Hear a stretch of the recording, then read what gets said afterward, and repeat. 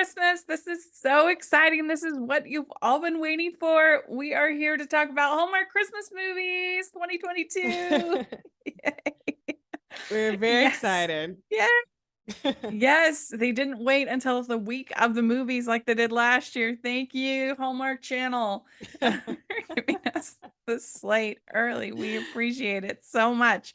And yeah, we're talking about it's 41 movies, right? I think with Hallmark channels. Total. Total, yeah, 40, I think. 31 Hallmark channel, 9 Yeah. Hallmark movies and mysteries. So, yes. So 31 movies that we're going to talk about today. We are going to be previewing. So it's going to be super fun. I am film critic Rachel Wagner, and Anne is here. Hey, everybody. And Michelle's here. Hey, everyone. Yay. And you get these, sometimes you have to stay up real late to watch these movies. Is that right, Michelle? Yeah. And I also just got a new job, and it is retail, so I'm going to be so busy during Christmas. So staying up till like 2 a.m. to watch these movies is going to be a lot harder than it normally is. It's going to be really difficult. She's extra committed. She's really dedicated. What channel do they come on there in Scotland again? So there's like 3 or 4 different channels, and it just depends. Sometimes, Channel 5 will have mostly they'll have Lifetime movies, but it's only on the weekends. Occasionally they'll have like an Up movie, what would be an Up Faith and Family movie. Movies 24, which is 24/7, I think, sort of mid-October, they will switch to Christmas, and it'll just be 24/7 Christmas movies. And then on the weekend they'll have new movies, and again they're all out of order. So what could be week 3 on Hallmark Channel might not turn up until December over here. So it's just easier for me to stay up and watch them as best I can. Yeah. I guess overall you had a chance to look at this slate of 31 movies for Hallmark Channel. Is there anything overall that you thought about this slate, something maybe different they're doing this year, or anything like that? Did you have any overall thoughts, Anne? Yeah, I just thought that, I really just saw like how committed they really were to, diversifying and trying different things, with their 2 Chinese films, and a Kwanzaa film, Mahogany film, LGBTQ lead film, Dayspring film. I just think that's really great that they're, trying different things, diversifying. So, yeah. Mm-hmm. Yeah. What do you think, Michelle? Yeah, I agree. It's much more diverse than I was expecting. Just in terms of, like like you said, the Chinese films and the Kwanzaa film, like those are things that I just didn't expect.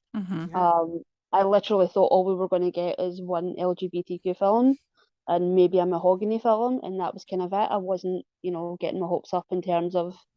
I've just been so disappointed in the past couple of years of. We knew that this change was coming, but it's just been such a slow rollout on terms of getting their acts together, and it's very time consuming. I understand that you can't do the change overnight. There is a few like faces from last year that like people like Katie Sackhoff who really fantastic. I just expected to see a lot of those new faces from last year here again. But in saying that, there is a few people that we'll get into, but I'm excited that I've never been on Hallmark Channel before. I guess that is an exciting thing. Every year you have these sort of group of new people, but yeah, sometimes when it's people like Katie, you just sort of get attached. Yeah, it's kind of fun to see because, of course, this is our first year without Candace and without Danica over there. They chose the other network. And so it's interesting to see who is. I mean, obviously you have Lacey, but if there's going to be somebody else who's going to kind of step up as the new, some of the new queens that we'll see. So that should be fun. All right. Well, we have our Christmas preview ranking system that we've always done on this podcast, and it's The lowest is a coal, and then a sock, and then an orange, and a diamond ring. And they're all supposed to be things that we get in our stockings, is the idea. So, and these rankings previews mean nothing because a diamond ring could be terrible and a coal could end up being super good. It's happened many times. So it's all in fun. So let us know if you are listing what you think and what you're excited for. But let's dive in. And the first one we have is Noel Next Door. And this is on the 21st of October. So we're starting early. Starting early. Yeah, they'll have on Hallmark Channel, they will have 6 movies before Halloween this year. Wow. Yeah. Wow. It's just, yeah. So, and Noel Next Door on the 21st, Natalie Hall, Corey Sevier, and they've of course done one other movie together. Director Max McGuire, writer Keith Hemstreet. It follows a single mom as she gets into a war of words with a neighbor who's ruining Christmas, only to find that this misunderstood grouch just may steal her heart. And we are getting a lot of Scrooges, Grouches, Christmas Carol, those kinds of things from Hallmark this year. That's definitely that was on the Theme. mind of writers for some reason. But what do you think, Michelle, about this? I mean, Natalie and Corey, I think that's a great way to start. You know, like a couple we're used to seeing together, um, and are both, you know, good individually, sort of on their own. Mm-hmm. I'm not familiar with the writer, but I did see that the director did Midnight in Magnolia, so that's like a plus for me. I really liked that movie. Yeah, the plot, you know, it's so hard. It's so bare bones. I feel like Corey could be a good Grouch though. I feel like he could pull that off really well. You know, yeah, I'm excited for this one. What do you think, Anne? Yeah, I think you know, it's good for them to start with people we know. Mhm. And Natalie, I can see her being really good with like, you know, like kind of bickery banter. Mm. And so I think that'll be good. And I liked Christmas Next Door, which this seems kind of similar to. And so yeah, I think it'll be pretty good. So what are you gonna get? What is your preview ranking? Ooh, I would say cute Christmas socks. Okay. And you, Michelle? I'm going to go with orange. Just because I really want it to be good. I really want it to start off good.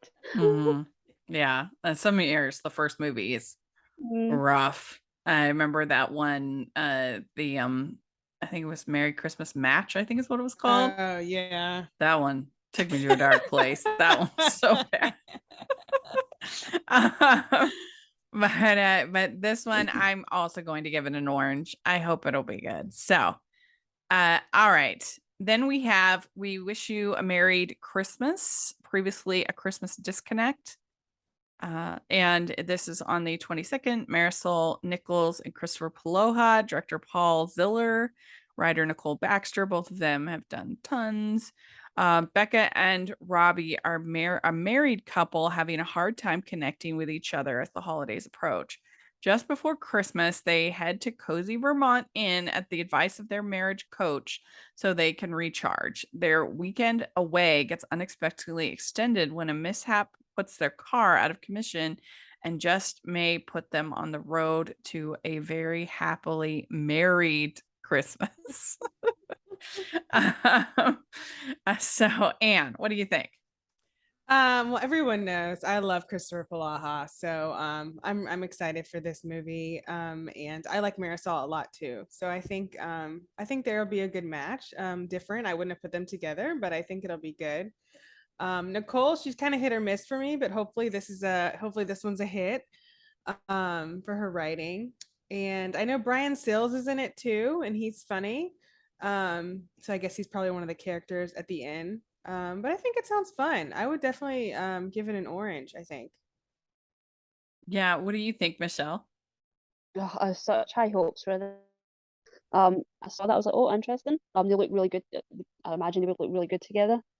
So yeah, yeah, I agree that the writer is sort of a mixed bag, but the last film was Presence of Love, which was my favorite of this year thus far. So Mm, I'm just like so excited for this one. I hope it's good. Um, and it feels like it is sort of leaning in more as the sort of dramatic, emotional, from that plot. So yeah, high expectations. I was going to give it a diamond ring, but I think we'll temper our excitement a little bit. Give it an orange. But yeah, high expectations for this one just because, Presence of Love was, probably one of my favorite Hallmark movies ever now. yeah, it was really good. I agree Mm. with you on that. Yeah, I mean, and I also love, I think an underrated Hallmark movie is Christmas Bells Are Ringing that she wrote. I love that one. Mm. With Emily Ullerup. I think that one's really good. Yeah, it's interesting it being a married couple. Mm. That could be a good thing, to be something different. It could also be like that one from the spring, oof, with Alvina August. That one was bad. Bad married couple. But it always comes down to the writing. And their forced proximity in this Vermont inn, and they of course have car problems. Like any Hallmark movie. Uh yeah, I'm going to give this a sock, but I hope it's good. I mean, I like Pulaha as well. Marisol is I liked what's it called? The one where she played the mom. Holly and Ivy. Yes, Mm. That's so good. that Yeah, was a good that's one. good. Mm. Uh, what would you give it, Anne? I would give it an orange. Oh, an orange. Okay, good. All right. Next, we have Kismet Christmas. This on the 23rd. Sarah Ramos, Carlo Marks, Mary Lou Henner, and Ruby Tupper. Writer Susie Talaby and director Mark Jean. Sarah is a children's book author who returns to her hometown where she reconnects with her family and Travis, her teenage crush. She soon discovers that a long held family legend might actually be true. Yes, I mean, this got my girl Mary Lou Henner is in this, and I love her so much. And I like the title a lot, Kismet Christmas. Mhm. I mean, what is this long-held family legend? I mean, obviously Christmas related somehow. Yeah, that's a Mm. mystery to us. Yeah, I don't know what Mm, they mean by that. yeah, if there could be like maybe some whimsy thrown, like a Santa related, maybe. Maybe. Who I don't knows? know. Yeah. It's so you've got the girl from the city returning to her hometown, reconnects with her family and Travis, her teenage crush. I mean, that's all winning. And Carla Marks is so handsome. Yes. Yes. Yes, he's dreamy, yeah. What do you think, Michelle? Yeah, I'm excited for this one. I spoke about it a lot on the Hallmark on the uh, Heartland podcast. Mm, You know, Parenthood was one of my favorite shows. So Sarah Ramos has got such a fun energy, and I think that would do really well on Hallmark. And just from her Instagram posts, she was so excited to be in a Hallmark movie. So I hope that is, you know, we can see that on the screen because, like you said, it's very old-fashioned Hallmark almost. The sort of city girl coming back. We don't really. They're sort of coming out of that a little bit. Mhm. Um. So yeah, I'm a little bit worried. The director's last film was Heart of the Matter, which was not good. Um. So yeah, I'm a little bit nervous about that. I'm not familiar with the writer, but yeah, I'm excited, mhm, and obviously Carlo, perfect. mhm. What do you think, Anne? Yeah, it does feel like kind of like a classic Mm-hmm. Hallmark kind of plot. Which I mean, we have 40 movies, so yes, give us, a few of those too. And I don't know Sarah, but what you're saying, Michelle, sounds like she'll be really great. Mm-hmm. Have good Yeah. energy. So I would say I'm looking forward to it. I always like a good teenage crush storyline. Those are fun. Um, so I have to think about what I'm going to give it for a rating. But what do you think, Rachel? Yeah, I mean, it definitely gets a bump for Mary Lou Henner and Ruby Tapper. I think that's going to be the best part of the movie. I kind of wish that it was just about them. Mm. I think that would be fun. But yeah, I'm going to give it an orange, and I hope for the best. The long held family legend is intriguing.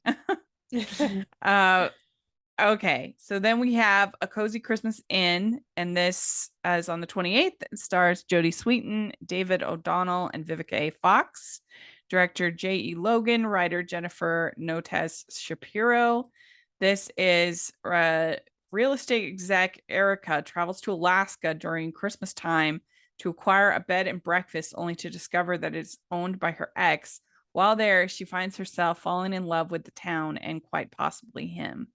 So this movie is very interesting because it was originally a sequel to Christmas Under Wraps, uh, which is one of the most popular Hallmark movies ever. It has had very good ratings, of course, with Candace Cameron Bure at the height of her powers, and so I'm very curious to watch it because it has some of the cast of Christmas Under Wraps um, in there, and it has and I actually had lunch with Peter Sullivan this summer, so they were telling so he was telling me about it. He's sure. And so I don't know, that's just going to be interesting to watch and see. Like Brian Doyle Murray is in it. He was in the original. um I'm just curious now that it's like they can just evidently just swap out Tanner siblings in movies, I guess, is a thing.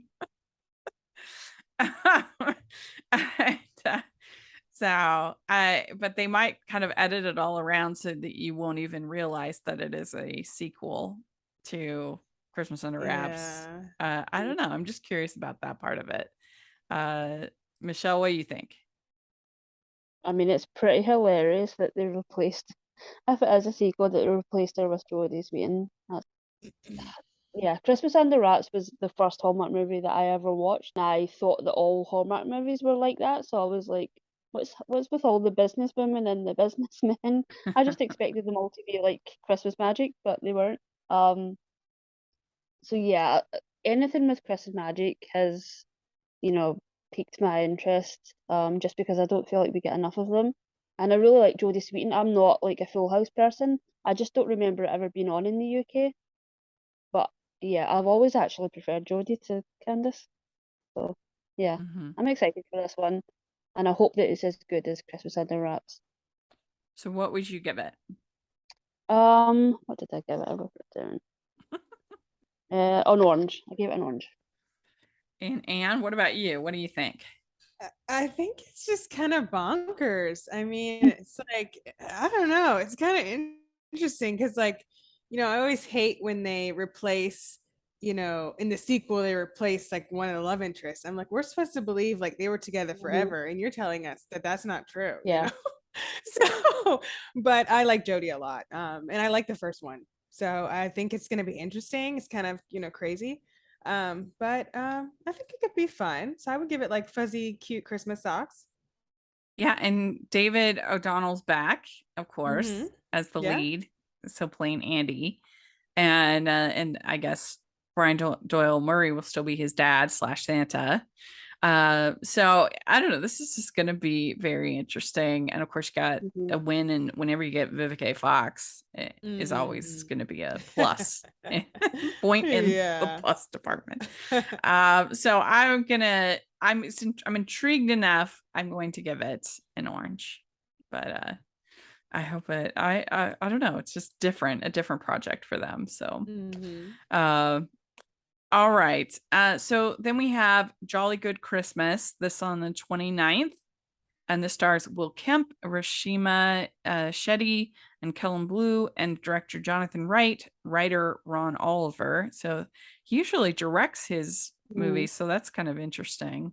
That I think it was like he had another project, like it overlapped with another project.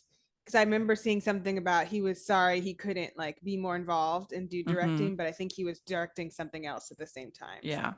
I'm sure that's true. Okay, and it's David is an American architect who recently moved to London for a prime opportunity in a prestigious firm. With just 3 days before Christmas, he crosses path with Anji, a professional shopper who raises an eyebrow over his choice of a gift card for his girlfriend. David ultimately decides to hire Anji, and thanks to a series of unexpected events, finds himself on a wild adventure across jolly old London as Anji helps him search for the perfect present. So this one, I mean, I love Will Camp. So that is exciting. I kind of wish that they just made him, he was maybe getting a gift card for his mom or somebody else. Like instead of him having a girlfriend. That's my one sticking point. Yeah. But other than that, it sounds cute. Wouldn't we all love to be professional shoppers for Christmas? Yes. Ring job.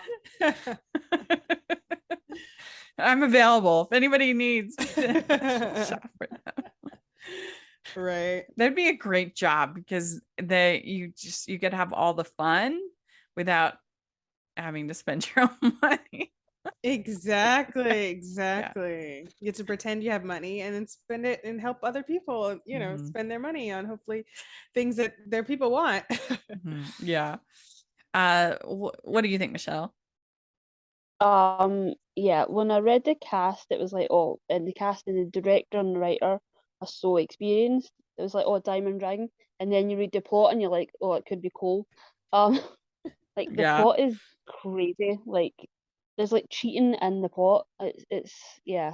I'm very nervous about this one. Like I don't and know it looks why. like from Well, I just don't see what a downside would be to have him be buying the gift card for his mom. Yeah. And it looks like from the IMDb, the girlfriend is played by Sophie Hopkins. She's not, I don't think she's really done anything in the US, but in the UK, she's done like a Doctor Who spin-off Class. And she's really sweet and charming. And oh no, if how she is if that's how she is in the film, I'm gonna feel awful. I don't want them to. I really hate when they turn the sort of boyfriend or girlfriend into like villains, but if they go the other way, I'm going to feel awful for her. So I'm going to give it a sock, but yeah, I'm very nervous about this one. What are you going to give it, Anne? I would give it a chocolate orange. I'm really excited. I'm just like, why can't it be a mother's gift card? And why on earth would you not have Will Kemp use his accent? That's a crime against Hallmark Christmas. I mean, why? Why is he American? Like, I don't. That makes no sense. So agree. those two are like two slashes. Like, why do we have to have that? That's a good point. I love Will Kemp. I want to see him, in London. I like Callum Blue, the other thing he's done for Hallmark. Ron Oliver's great. So I am looking forward to it because he usually has great chemistry with his co-stars and his interracial couple, which I always love. So yeah, chocolate orange. I hope they can pull it all off. Okay. Yeah, that's a good point. Why make him an American architect? That makes no sense. That literally makes no sense. Like, just okay, you cast Will Camp. Okay, we have to change that. Like, we have to change that part of it. We just make him a London architect. I mean, I don't know. Yeah. I'm gonna give this a sock, but I hope it'll be. I mean, I want all these to be good. Of course, I do. I want all movies to be good. Okay. So then we have Ghosts of Christmas Always. This is on the 30th. Ian Harding, Kim Matula, Reginald Vell Johnson, director Rich Newey. So this one, it follows Catherine, a ghost of Christmas present, as she helps one soul to rediscover his Christmas spirit. But this year has something unusual in store. So basically, again, this is sort of a take on Christmas Carol, but you have the Ghost of Christmas Present that the whole movie is focused on her, which is kind of interesting. And she helps one soul to rediscover his Christmas spirit. It sounds kind of fun. I mean, I'm a huge sucker for Christmas Carol. I love that whole story of redemption, but usually it's not done the best on Hallmark Channel. Remember Nashville Christmas Carol when people were literally begging to work with Scrooge, like the Scrooge character, literally begging, please hire me. So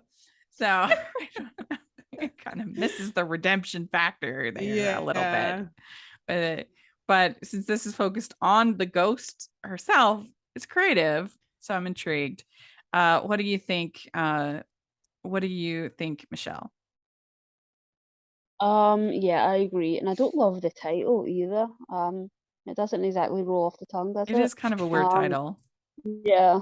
But yeah, like you said, it's such a classic story that when you mess with it, it could really go badly. Yeah. But yeah, I really do like Ian. I'm not familiar with Kim, but yeah, I'm all in for it. And I hope that it's good.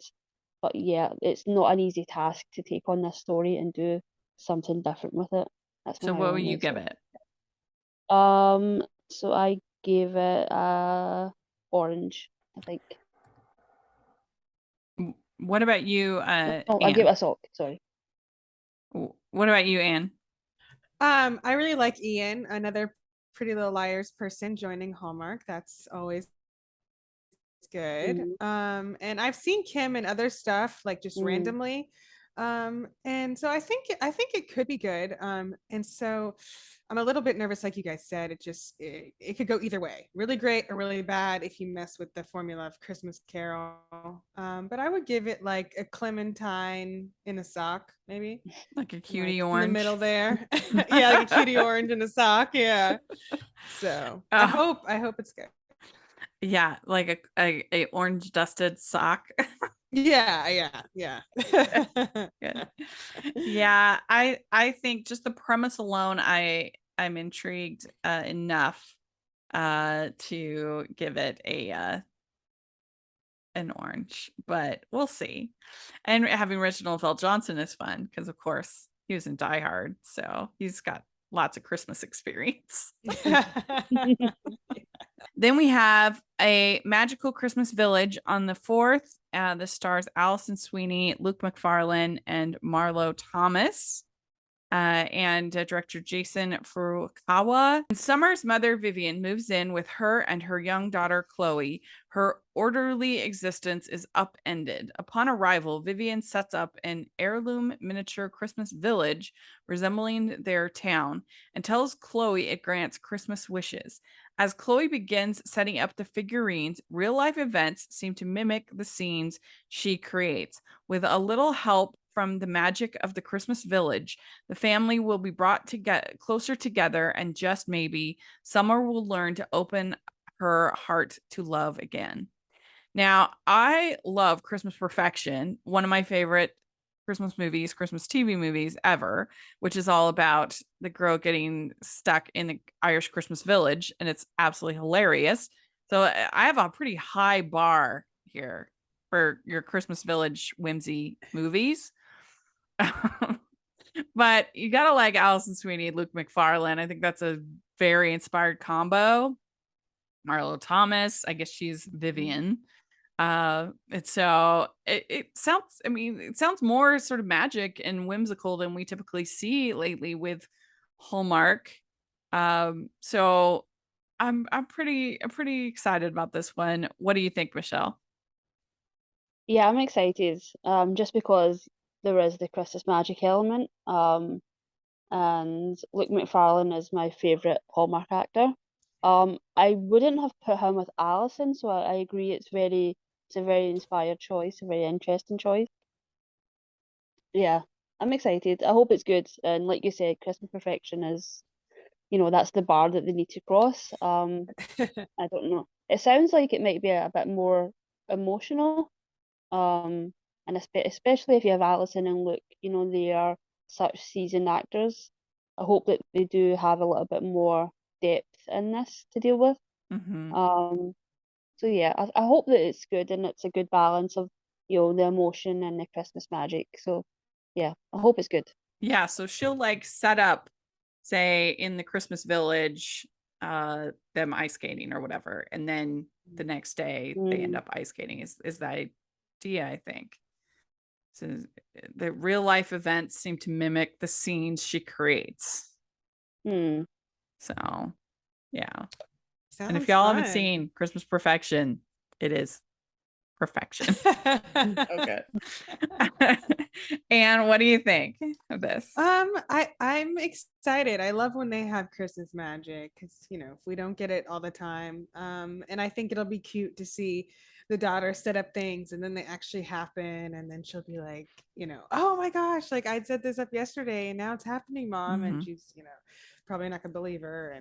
And Marlo Thomas being in it is kind of cool. I like that. So I would give it, yeah, I would give it an orange. I'm looking Yeah. forward to it. Allison Luke seems like a good pairing. Yeah, I feel like I haven't seen Marlo Thomas in anything except for those St. Jude ads for like forever. So Yeah, very yeah, exciting. exactly. Uh, so I'm gonna give this a really yummy, like a Harry and David orange. I'm tempted to go diamond ring. I'm Mm. really looking forward to it. Which one will you give it, Anne? I would give it an orange. An orange. And Michelle? Um, I'm going to give it a diamond ring just Uh, because even when you guys do preview shows, I always reply to, my favorite ones and I give it my own sort of rating. And uh-huh. I've never not given a Luke McFarlane movie a diamond ring, even though no matter what the plot is, he's my favorite. He's my favorite. He deserves a diamond ring, and I hope that it's very good. So All yeah, right, diamond good. ring. Ho, ho, ho. We'd like to take a second and thank our sponsor for this episode of the podcast. It's the Hallmarkies Patreon. Do you love Hallmarkies podcast, especially at Christmas? Do you enjoy the holiday previews, recaps, interviews, and bonus episodes? If the answer is yes, please consider supporting the Hallmarkies Patreon. We need your help to do what we do both during the Christmas season and all year round.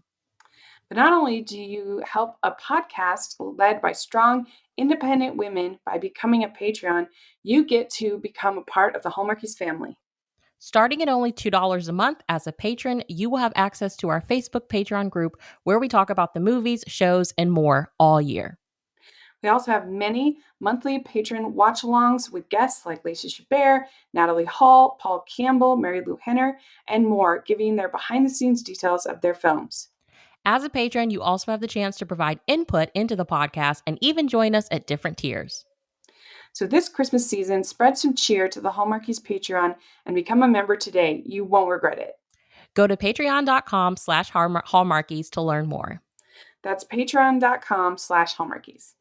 Okay, then we have Lights, Camera, Christmas. This is on the 5th. And it stars Kimberly Sested, John Brotherton, director David Weaver, written by Gary Goldstein.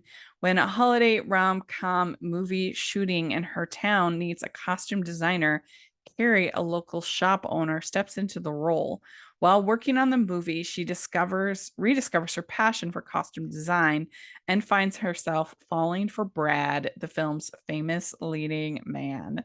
So I know that Anne is going to be excited about this movie because she loves Normal people falling in love with celebrities. I don't know. It's my, like fake dream that's never gonna happen to me. So I like watching it happen to other people. But the only thing is that the writer is I'm nervous. It's kind of a not so great looking Oh, bag of stuff. Or well, actually no, Rachel, you really like Royally Ever After. I didn't really like that movie, but like Summer in the City, Forever Christmas, Flower Shop Mysteries, Angel yeah. of Christmas. So I'm not really sure, I but do I like do Hitch think for the the pairing is Holidays. That really one's pretty good. yeah. So yeah, it just depends. Mm-hmm.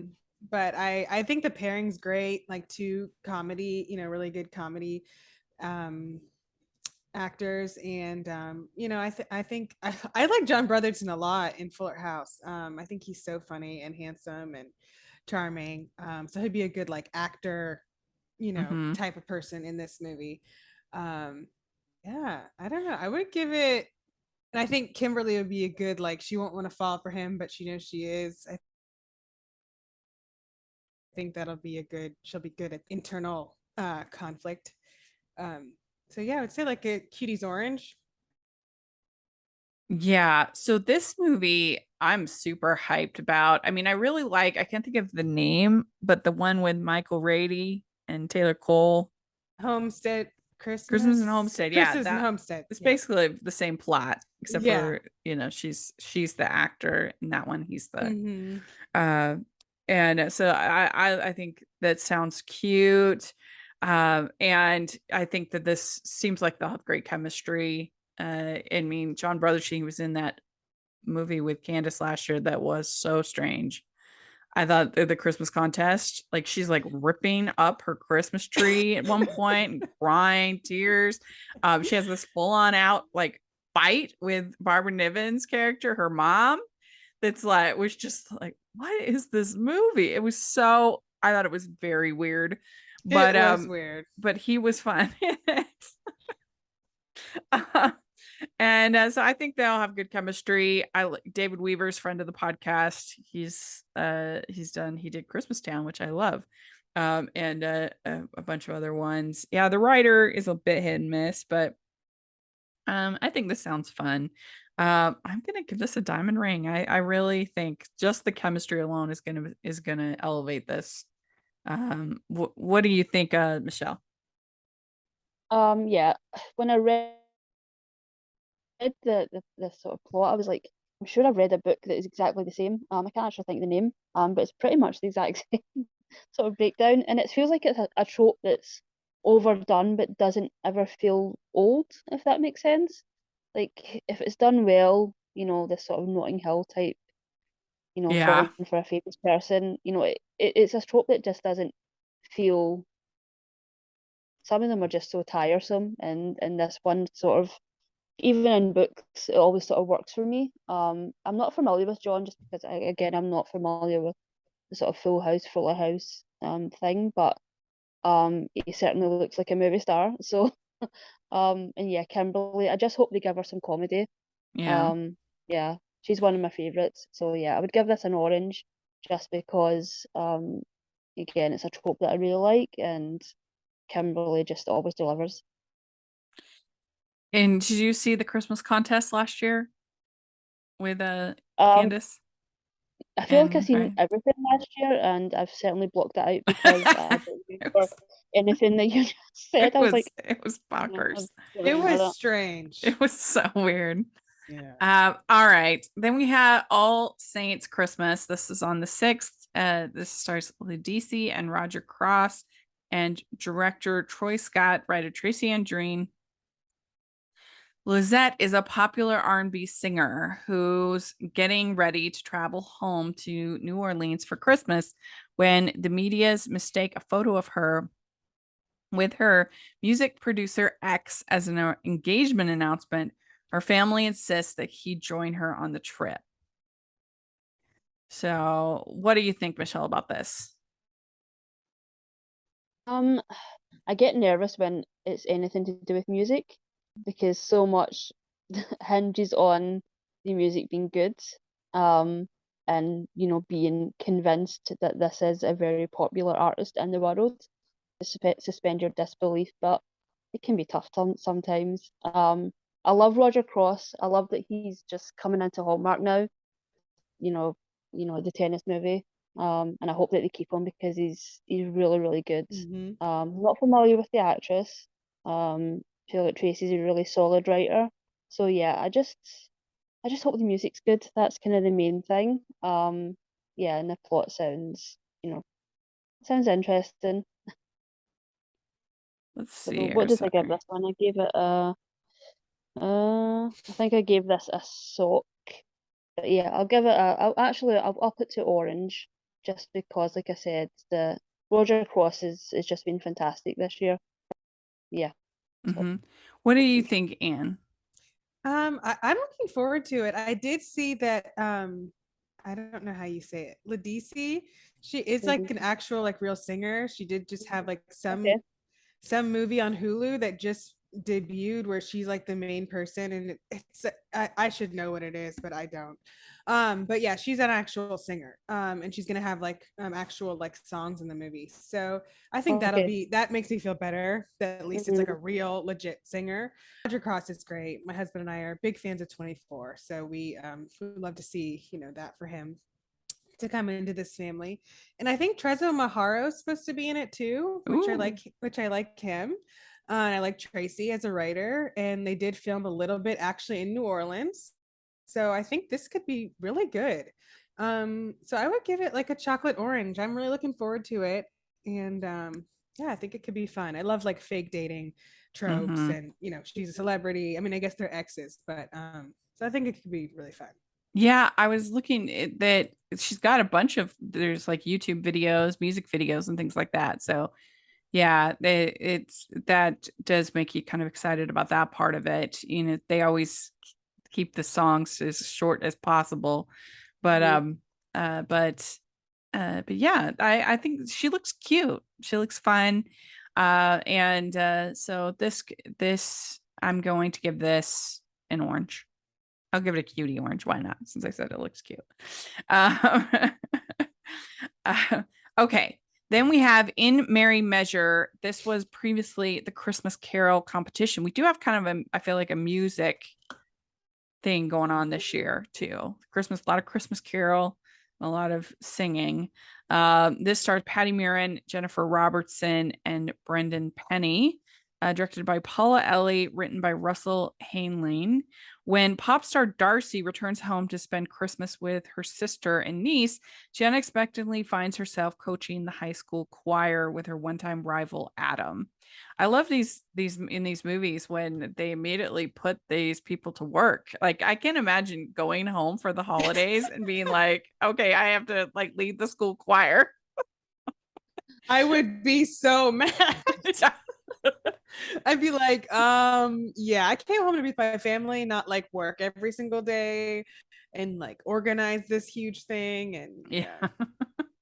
But I love Patty, and she's a Broadway singer, so that makes me think this one is also going to have a lot of fun music, good music. And I'm not the biggest Brendan Penny fan, but he can be serviceable. I like uh Dash of Love, right? The one with Jen Lilly. That one's good. Yeah. What do you think of this one, Michelle? Yeah, I really like Patty as well. And I love a choir, so yeah, I hope that we get some choir music. I think that would be really fun. Yeah, not super high hopes, but again, like you say, Patty's so good. I'm also not the biggest Brendan Penny fan. I just don't think I've seen him in anything that's really it's really stood out for me. It's been a while. Yeah, yeah. So yeah, all hinges on the music for me. That's the main thing with these ones. What did I Yeah. give this one? I give this one orange. Yeah, I'm also going to give it an orange. What about you, Anne? I really like Patty. Yeah, Brendan Penny makes me a little bit nervous, and for some reason I saw something with this movie, and his character is wearing glasses, Maybe that'll help him transform into a different type of actor. I don't know. Maybe that'd be good. I don't know. I hope so, because I really want this movie to be cute, because it sounds fun, and I love like a rival, like a rivalry kind of put back together again and having to deal with that. So I'm kind of nervous. I would say like cute Christmas socks, which are the kind of ones I like to wear when I watch these movies. So not like a coal dusted sock or anything like that, but like, cute socks. But I love patties. I want it to be good. Okay, then we have The Royal Nanny. This is on the 12th of November, and it's Rachel Skarsten, Dan Giannette, and Greta Scacchi. Claire is an MI5 agent who becomes the royal nanny, having to overcome challenges on her mission as she keeps the family safe for Christmas and resists Prince Colin's charms. For some reason, they always see Dan Giannette and they're like, European. European. I mean, and I loved him last year in the Ghosts of Christmas Past on Lifetime. That was one of my favorites of the whole season. He can be very charming. He wasn't European in that one, but he was really good. And but he's done for Hallmark, he's done a bunch of European accents of various kinds. Here we get him, he's Prince Colin of Great Britain, evidently. How do you feel, Michelle, about The Royal Nanny? You're actually from there. Yeah, I don't know if it's just because I've grown up with a royal family, being, such a big part of my country's identity. I think we've all seen that in the last couple of weeks. That these movies just don't do it for me. Royal movies for Hallmark just don't do it. There's so many that I'm able to just suspend disbelief. The royal movies, there's only been one, which is One Royal Holiday. That's the only one that was a good one. That was a good one. That was a really good one. But yeah, for the most part, they're just so ridiculous to me. Just because I know how the royal family sort of works. I know how they sort of interact with the world. That these plots just seem so ridiculous. But the MI5 part is so interesting, and Rachel is such a good action actress. That this could be really good if they really lean into that and let her just sort of do some action scenes. I think that would be really good. I guess at least they're not creating a fake country like Genovia. I mean, yeah, that's another thing that just drives me insane. And they just come up with these like there's so many Ovias. Ovias. So you gonna give it a call? Yeah. Oh, I'm sorry. No, Michelle. Please don't give it a call. Oh, that's bad. What are you gonna give it, Anne? Oh my gosh, I'm gonna give it a diamond ring. So we're just completely opposite. Opposite. But I do understand, like, from your standpoint, like you say, that makes total sense, because what the royal family means to you and to your country, and then seeing it portrayed like in this, in these movies this way, I can see how that would be just, I mean, I can't even understand, but I can see how that would be just not, if that, you understand what I'm saying. I mean, I'm not even like a royalist, but it's so ingrained in us. The royal family is so weird. Sometimes I watch these movies and I'm just like, this is so ridiculous. I can't buy into them. I wish I could buy into them, but I can't. Well, I can buy into it. And I love Rachel Skarsten, so I'm so glad that she's making another movie. I really like her a lot. I love Dan Giannette. I mean, trying to resist a prince's charm, I mean, that's good. And she's going to be an MI5 agent, and Miss Congeniality is like one of my favorite movies of all time. So yeah, this movie just sounds really good. So it's Diamond Ring. It's filmed in Belgium. I'm here for it. Give me all the secret phone calls and all the sneaking around and trying to resist the charm. I just hope that I feel like we are going to get the scene of the prince being like, how could you lie to me about you being a secret agent? And then I will just roll my eyes so hard. and be like, "You stupid man, what do you say?" So I'm gonna give it a sock. I feel like I'm in the middle between you two. I think it could be. It sounds bonkers and kind of fun, but it also could be terrible. So I'm in the middle. The royal name. I feel like they could even give it a better title. It works in the secret agent aspect. It also doesn't have anything Christmassy in the title. It doesn't sound like a very Christmas movie. Yeah, that's true. Yeah, except for she keeps the family safe for Christmas. That's the only part really in there. But anyway, it's something different, at least, I guess, for the season.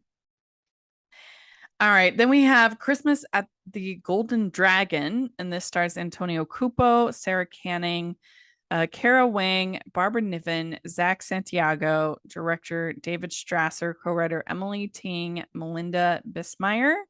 When Romy and Rick's parents surprise them with the news that they will be closing the Chinese restaurant they have owned and operated for decades, the siblings each find themselves reevaluating their futures. Also impacted by the news are the landmark restaurant's loyal patrons and staff, who have all come to depend on the restaurant over the holidays. I mean, I think the only people who depend on Chinese restaurants over the holidays are typically Jewish people. I mean, that's kind of the joke, is that Jewish people go to eat Chinese food on Christmas. But saying to have a Hallmark movie that's focused on two siblings, I feel like you don't see that very much. Yeah, that's true. So that intrigues me. So I'm going to give this an orange. I love Antonio Cupo. He was in my first favorite TV movie that I ever loved, Love Notes, it's called, on Lifetime. As it's so good. But and he's of course in Love and Thanksgiving Day Parade, which I love. Michelle, what do you think about this? I'm intrigued by this because you know me, I love a family drama. So that's what this sort of feels like to me. You know, one of my favorites of this year was Love Classified. I know it's not everyone's favorite, but I'm just all in on the family dramas. I really like Oshik Chow. He was in Supernatural. He's really sweet and charming. I'm not familiar with Kara. Yeah, I'm really interested in this one. I'm not familiar with a lot of the sort of writers of this one, but yeah, I'm really intrigued. So what do you give it? I think I give this one an orange. What do you think, Anne? I think this one could be good. I did see something in one of these people's Instagram stories saying think more like Love Actually. So I guess like multiple storyline kind of thing. So that could be interesting. Sometimes it's hard when they do that because they only have 84 minutes. But I do like that it's focusing more on like the Chinese American culture and Christmas. And I like Kara. She's in Good Trouble, which is a show I watch, and so she's great. And yeah, I think it could be fun, something different. So I would give it like a Clementine Cuties Orange. I'm looking forward to it. I want it to be really good. I love Barbara Niven. Love Zach too. So yeah, I agree with you about an orange on this one. I hope it'll be good. Okay, then we have Inventing the Christmas Prince. This is on the 18th. Tamara Mowry Housley, Ronnie Rowe, director Paul Ziller, writer Kim Bayer Johnson. Shelby is about to quit her job as a rocket engineer when her daughter becomes convinced that her Scrooge-like boss, Evan, is the Christmas prince from a story Shelby invented years ago. So this seems like it's not really like a royal movie despite the title. So I think some people might see it and be like, oh, just the title. But the fact that he's a character from her story is kind of whimsical and cute and fun.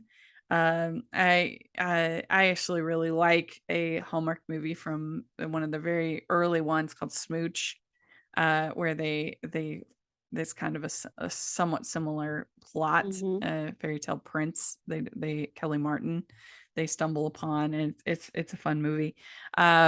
So yeah, I think this. I mean, I love Tamara, and I her Scrooge like boss Evan. So I hope it. I'm gonna give this an orange. But what do you think, Anne? I think this could be. I think the pairing's really good. I like Ronnie, and of Yeah. course, I like Tamara. The writer is a very mixed bag, but an anonymous source that I will not name told me that they did a lot of on-set rewrites. So that's seems good. Since I'm not really trusting the writer. And Paul Ziller's good. And it sounds fun, like her imagination and Scrooge like boss, Ronnie Rowe. I can see him doing that really good. So I would give it a big, perfectly ripe orange. That's what I would. That's my Yeah. That's my rating. Yeah. What about you, Michelle? Yeah, I really like this pairing. Tamara's one of my favorites. Ronnie, I love him on Star Trek Discovery. So I love seeing him pop up on Hallmark every now and again. It has a lot of hint of Christmas magic, so that means I'm sort of all in. I hope it's really good. I hope it really leans into the Christmas magic aspect. I'm a little nervous now that you've said there was a lot of rewrites, but I hope it's good. We hope that yeah, means well, we hope that means they saved it. that That's what we fixed hope. things. Yeah, Yes, yeah. I yes. hope that's a good thing. Yeah, she does have a mixed Yeah, bag, that's for sure, yeah. unfortunately. I'll give it a very ripe orange as well. Okay, then we have Three Wise Men and a Baby. This on the 19th of November. And this stars Paul Campbell, Andrew Walker, Tyler Hines, director Terry Ingram, co-writer Paul Campbell, Kimberly Sested. Three brothers get the surprise of their lives when they are forced to work together to care for a baby over the holidays.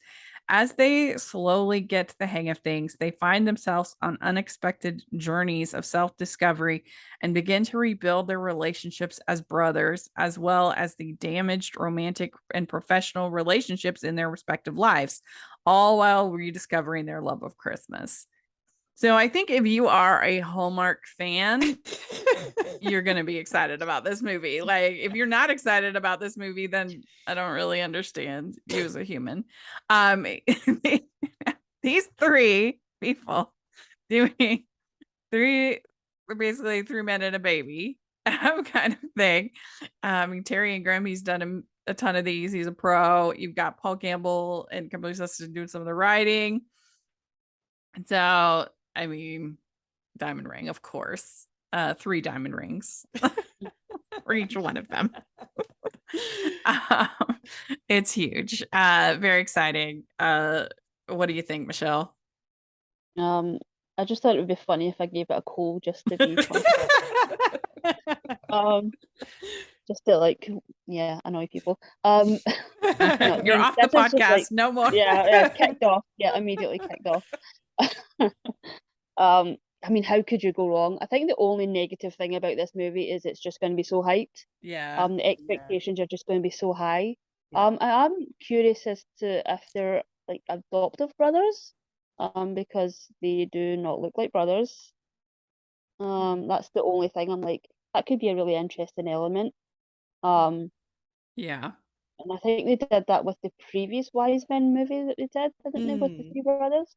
Yeah, they so were. maybe, so maybe they won't do that again. But I mean, you can't go wrong with these three. Paul is just, what I think he was probably in one of the first Hallmark movies that I watched, and I also watched him grow up on Battlestar Galactica, so I just have this like emotional connection to him. Tyler can do no wrong. I'm glad that Andrew's back sort of more in the Hallmark world. I wasn't a big fan of a lot of his Lifetime stuff, but Yeah. yeah. Again, I just think the only thing that could be negative towards this film is it's just so hyped. But I think everyone is just going to love it, and even if the writing isn't great, which I highly doubt, I think the three of them together, their chemistry, their experience is just gonna, elevate pretty much anything that they're given. So yeah, Diamond Ring, of course. I'm like trying to mentally prepare for if we get all three of them on a interview. That's Oh going my to God. be a lot of hall starring going on for one interview. That's a lot of, yeah. Yeah. A lot of all I feel stars. like there's a good chance that could happen, but we'll see, Yeah. I guess. There's also a lot of moving parts to all put together. So all the schedules. Yeah, someone, yeah. someone to look forward to, Anne. Oh yeah, coordinating 3 schedules is so fun because 2 it's just not hard enough. But what do you give it, Anne? I mean, yeah, Tiffany's like really big carrot diamond ring. I mean, Yeah. these 3 I just love, and if Tyler is not like the bad boy brother, then I just don't want this movie. So I hope he is, Yeah. because he just, I mean, the haircut he has in this movie just haircut, kind of yeah.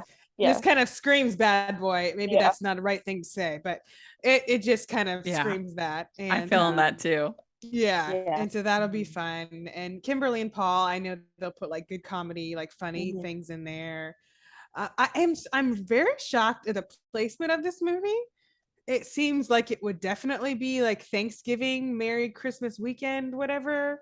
Seems kind of very odd that it's not. But I think it's gonna be a ratings bonanza no It matter is the what. Saturday before It Thanksgiving. is, yeah. Yeah. It just seems kind of weird. Like there's like how many, like 8 movies in that block, and they didn't make it one of those. It just seems a little bit weird, but it's still near Thanksgiving. Yeah.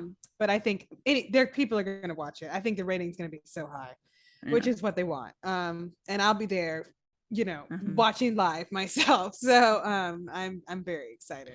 Well, and I'm happy to, because we've been saying this for literally years that the Hallmark didn't use the male talent enough. And they're obviously female centric network, but these male stars have as big a following, if not more. So then, your Candace and your Danica and your whatever, female stars. So it's nice to see them. I mean, they are that we don't even know, who the females are. So it's kind of fun. I think it's so fun because it's so different, but it's like people are going to watch it because they love these people, these guys. So it's a smart idea. Okay, so then on the 20th, we have When I Think of Christmas. This stars Shanae Grimes Beach, Niall Mater, Beth Broderick, director Peter Benson, and it's Sarah Thompson returns to her hometown to help her mother move and is surprised to find her ex-boyfriend Josh is back home. The two had once planned a life in music together, but Sarah left to study law. The former flames slowly reconnect and try to heal wounds, both old and new. When Sarah makes a surprising discovery, she and Josh forge a bold plan for the upcoming Christmas concert that will lead them all back to their musical roots and make this a holiday to remember. So again, more music is kind of a theme this year with this one. And Shanae Grimes Beach, she hasn't done one for a while. So it's kind of fun to have her back. You got Niall Mater back. I guess I wonder if he'll be singing again, like Country for Heart or whatever that one was called. I mean, I really like Date with Love. That's a favorite of mine that Shanae is in with Andrew Walker. So yeah, I mean, it sounds fine to me. I'd give this one a sock. But I think it sounds cute enough. It could be good. Beth Broderick, I always like her. Director Peter Benson. And what do you think? I think it sounds good. And they were both, Niall and Shanae were both on the CW 90210 reboot. They weren't each other's love interest, but they were both on there at the same time. So I think they might have known each other through that. So they weren't like total strangers for this movie, which is good. So that could help the chemistry.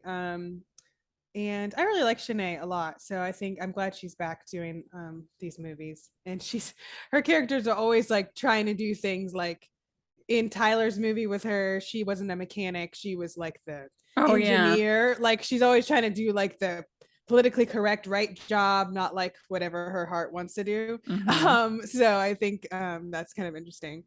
But I think this will be good. I would give it like orange socks. I think it could be Yeah. cool. Yeah. And she's the movie star in Date with Love, which should have been called Yes. Promposal. That would have been a much better title. Oh, yes, Yeah. yes. I do love that movie. Yeah. It's really cute. Michelle, what do you think? Yeah, I agree. It's good to have Sinead back. I mean, I've been a fan of her since Degrassi. And I'm always rooting for whenever a Degrassi actor shows up on Hallmark or Lifetime, you know, it's always feels a little bit special. It's just such a big part of my life, that show. I don't remember Nell being in 90210, but I must have seen it. I watched all of that. So yeah, I hope that they do have good chemistry. The music element again, I'm a little nervous, and I'm always extra nervous when it's a duo. Because we don't actually have a lot of, when you think about it, we don't have a lot of duos in terms of music outside of maybe like country music or things like that. And I don't even know if does Sinead do music? Is she a singer? I don't know if she. No idea. I'm not sure. I feel like maybe I've seen that she's released a song or two, but like not like I don't even, an yeah, think back to, album or anything like that. Yeah, they yeah, I once mean, planned a life in music together. yeah. I'm Yeah. curious to see what style of music it is. I wish they sort of told us a little bit of that. If it was country, I would probably be a little bit more encouraged. But yeah, I hope that it's good. I think I give this a sock. You think that they would involve music in the title? When I think of Christmas, what is that? Yeah, That's a it's not weird very title. special. Yeah. Yeah, I don't know. One of That's an those interesting in the title. grand tradition of Hallmark movies that have titles that make no sense. Like what? All right. So then we have My Southern Family Christmas. This is on the 24th of November. JC Elliott, Ryan Rotman, Bruce Campbell, and Maura Kelly, director Emily Moss Wilson, and co-writer Elise Murray. They've worked together in the past on Christmas in Louisiana. And under the guise of a journalist, Campbell has a chance to get to know her biological father for the first time without him ever knowing who she really is. As she spends time with him and his family, as well as with the town's record keeper, she realizes that families are messy, wonderful things. In the end, Campbell must decide if she's going to keep her identity secret or reveal the truth to her father, a decision that will change their family Christmas forever. So I think I don't like that she's going to reveal the truth to her father, and then there's probably going to be this whole thing of like, how could you spend all this time with us and lie to us, when really what you would say if somebody announced that they were their father, you'd be stunned, but you wouldn't be like, how dare you lie to me. You would be like, okay, yeah. I don't know, under the guise of a journalist. But you can't not be excited about this cast. But I have a feeling that Ryan Rotman is going to be all pissy because she lied, and then I'm going to be annoyed. I'll be so annoyed if he's as pissy as the last movie he did last year. Oh my gosh, I was. Oh, the one that was like the Big Chill, but for Hallmark. Yeah, I just couldn't even. I just brought down the whole movie. I was like, oh my gosh, Christmas for Keeps. I think that's what it was called. Yeah, you're right. Yeah, that was. I liked his other movie, but the other Christmas one with Emily Osment. But yeah. I love JC so much, and I'm so excited that she's she's hopefully going to keep doing Hallmark movies. I love Elise Murray. She's a good writer. I like Emily Moss Wilson. So for those reasons, I hope she will handle this whole plot well. So I'm gonna trust in her, and of course Bruce Campbell's hilarious. So I'm gonna give this an orange, but That's my hesitation. If it wasn't Elise Murray writing, I would probably give it a sock. But Yeah, I'm gonna give let her me the read bump. you let me read you the tweet she said. She said, this is from Elise Murray. This movie has everything: reindeer, alligators, children threatening to unionize, Ash Williams, Sans Chainsaw, premieres on Thanksgiving night so you don't have to watch the Vikings Patriots game, an unashamedly nerdy romance, absolutely no snow. Maura Kelly. So Oh I feel yeah, like that's that's a true. No snow. that's that's a good endorsement. I love nerdy romance and reindeer and alligators. And yeah, no snow, which is like we never see like on Hallmark. They always have to have snow pretty Mhm. much. Um, so Yeah. yeah, I love JC and I like Ryan. Like I said, in his other movies he's done, I like him. Like, So not only is there never no snow in a Hallmark movie, but like if you go to a warm climate, you're like a bad person yeah, in yeah. a Hallmark movie. You're going to Florida, like Christmas in Evergreen. Like, Yeah, yeah, that's true. And they actually filmed this in Louisiana too, which I feel like Elise's movies a lot of times they film in Louisiana or Mississippi. But yeah, I'm really looking forward to it. I would give it like orange colored diamond. I'm mhm.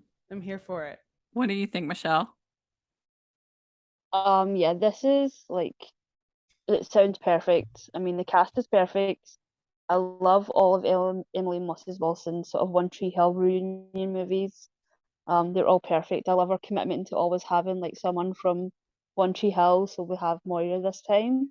Um, I think the fact that, the plot sounds, very complex and the sort of withholding the truth aspect, that makes me a little bit nervous. But again, because it's Elise Murray, I think she's so good at doing these movies with so many like moving parts.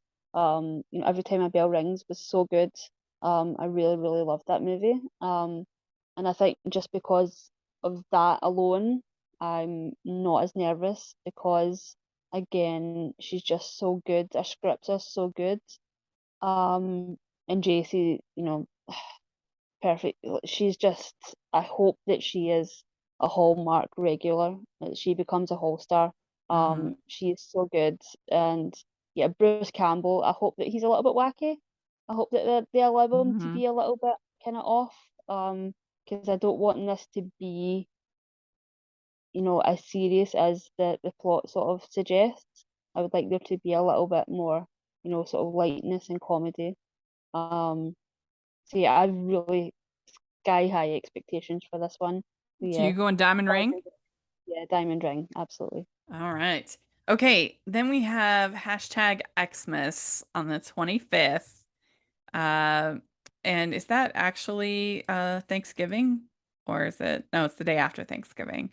Uh, and that is also my Southern Family Christmas is their Thanksgiving movie. So that shows a lot of Hmm. faith in it too.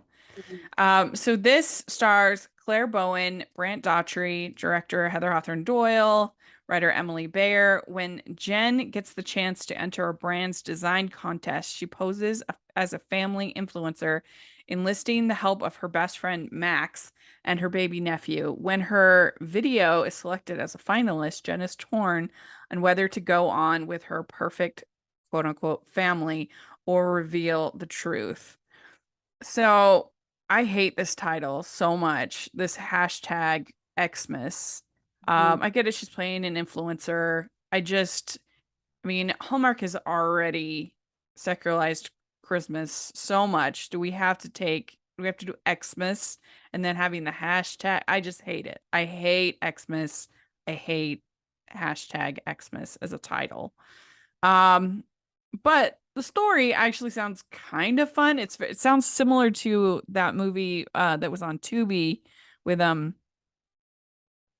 shoot, what's her name? Tori Uh Anderson. yes, yes, last year where they were also pretending to be a Mm. family on YouTube or whatever to get so many views and then they would get $1 million if they got so many views or whatever. Hmm. And then it ended up being like a Groundhog Day kind of situation. I forget what it was called, but it was pretty good actually. And then so this sounds kind of similar. It sounds like you're gonna have a friends to lovers because it's her best friend Max. Um, and so I'm gonna give it a sock, but I hate the title. The title gets a coal. I hate it. Michelle, what do you think? Um, do you use Xmas a lot in the US? I feel like the UK, it's just we use it constantly.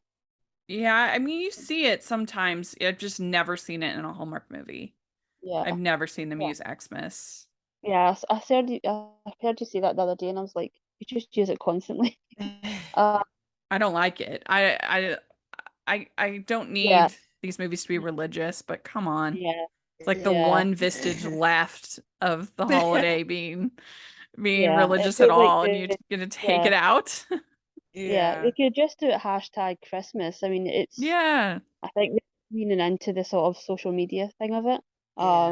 And that's the thing that sort of makes me a little bit nervous. Yeah. A lot of these ones expect just looks visually so fake that I am just so distracted by how fake their YouTube channel is, how fake their Instagram is, Yeah. that yeah, it just yeah. I do wish that I really like Claire Bowen. She was in Nashville, and I do wish that they'd got her to do something musical. Um, and I wonder what kind of accent she'll have because she's Australian. I'm guessing she'll have an American accent in this one. But yeah, I hope that it's good, but I'm very nervous just because of that social media aspect. So I'll give it a sock. Yeah. I also Brant Daughtry, I think he seems like a super nice person, but his Hmm. chemistry can be off Right. for Yeah. me with his movies. I don't know. He has a hard time, I feel like, nailing that. So that's a concern. uh, Anne, what do you think? I'm the same way. I was gonna say Brent Daughtry. I just, ugh, he was so wooden in that royal movie. It just brought it down for me. Which was And such a so shame because that had the script was actually really the solid. script was so Yeah. good, and I was like, oh, like I wish like they had a different pairing Yeah.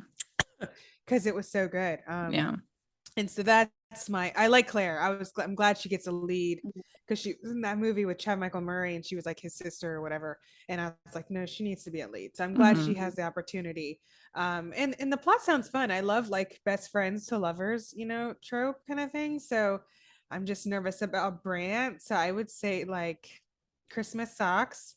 Just because I'm like, I would give it like an orange, but I'm nervous because of the chemistry, which is very important to me. So Hmm. Mhm. yeah. Do you agree about the title? Yeah, I do. I've let's same as you. I've never liked the whole Xmas thing because I'm like, to me it's like Christmas, Christmas because I believe in Christ, so I just don't like taking that out of it. So Yeah. Mhm. I've just never, I've never been a Yeah, fan of that, definitely. especially for Hallmark. It seems weird. It's tacky. It's tacky. Yeah, they could at least do like you said, Michelle, like hashtag Christmas and do like the whole word. Hmm. If Mhm. they just had to do hashtag. But Yeah, or you could have it be the Christmas influencer or yeah. Mhm. There's so something many like that. things. Yeah, that would be Yeah. good. Yeah. Hmm. Hello. I'm Hannah. And I'm Katie, and we have a podcast called One kiss means forever. Do you love made for TV rom-coms? Are you obsessed with Hallmark and all the Hallmark inspired copycats that have come out on other platforms like Netflix? And while being obsessed, do you know that these are not what one might call quality films? If so, come listen to our podcast. Each episode, we discuss one movie that did not have a theatrical release and always ends in a happily ever after. And how do we know it will end in a happily ever after? Because one kiss means forever, of course. So join us as we deep dive into each movie for about 45 minutes. Episodes drop every other Thursday, except during the very elongated Hallmark Christmas season when we join the Christmas craze and go weekly for about 2.5 months. Bye! Okay, then we have A Royal Corgi Christmas. This is on the is that right? On the 25th? There are two movies, or I think I got the date wrong. No, it's because the hashtag Xmas will be at 6, and then Royal Corgi Christmas will be at 8. So they're doing that double Oh, wow. The double feature thing again, like they did last year. Yeah. Okay, good. Okay. All right. So Royal Corgi Christmas. This stars Hunter King and Jordan Renzo, director Claire Niederprum, writer Irene Dobson. And its reluctant Crown Prince Edmund returns home just before Christmas in anticipation of being named successor to the throne. To ingratiate himself to his mother, the Queen, he gifts her with mistletoe, a rambunctious corgi in need of some serious training. After several doggy disasters, Edmund turns to Cicely, a canine behavior expert from America, for help. But to his great surprise, Cicely demands that he take an active part in the daily dog training sessions. Sparks fly between them as the pair work together to get Mistletoe ready to present at the annual Christmas ball. Just as the precious pup captures their hearts, they discover that love can grow in the most unexpected places, leading them to question what they really want. So yeah, this is interesting. I mean, Hallmark seems to really be excited about Hunter King. We've gotten her quite a bit, and so she'll have 3 movies this year, including the start of a series. So that's the fun. I liked her first movie. We'll see how the series is. I like Irene. I still have a hard time forgiving Claire Niederprum for her Little Women movie, which I absolutely hated so much. But she's done some her pretty good pen ones for pal Hallmark. is so good. Which one? Her pen pal. Oh yeah, so That's good. like That's true. diamond ring. So that's I that guess one I was should really good. forgive her for her Little Women because she did her pen pal. I really hated that Little Woman so much. Um, but yes, this sounds fun enough, I guess. I don't know. You got the training of the corgis will be cute. And what do you think? What do you think, Michelle? I mean, the timing couldn't be more perfect for this one. Yeah. I feel like the whole of the world was sobbing watching the corgis Oh, at the Queen's funeral a sad. few weeks ago. So yeah, corgis have never been more popular than they are right now. And I agree that they're all in on Hunter King, which, you know, bodes well for this one. And Jordan, he's, you know, got a little bit of a rugged kind of look, so he definitely fits that sort of, you know, sort of Prince, the sort of Prince Harry sort of vibes. I don't think I've seen him in anything.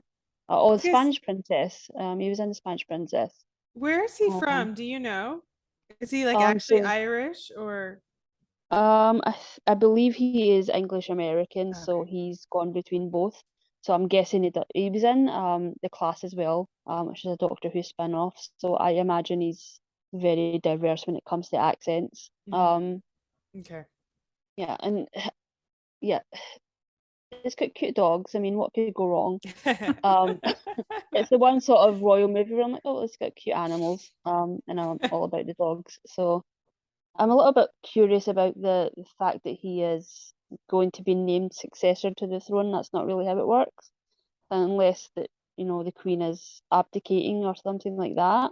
So we'll see. But yeah, I hope that it's good. The writer's really solid as well. So yeah, I'll give this an orange. No, I'll give it a sock. It's a royal movie. I have to be cautious. Yeah, can the Queen could she have retired? She could have, yeah. Does that happen?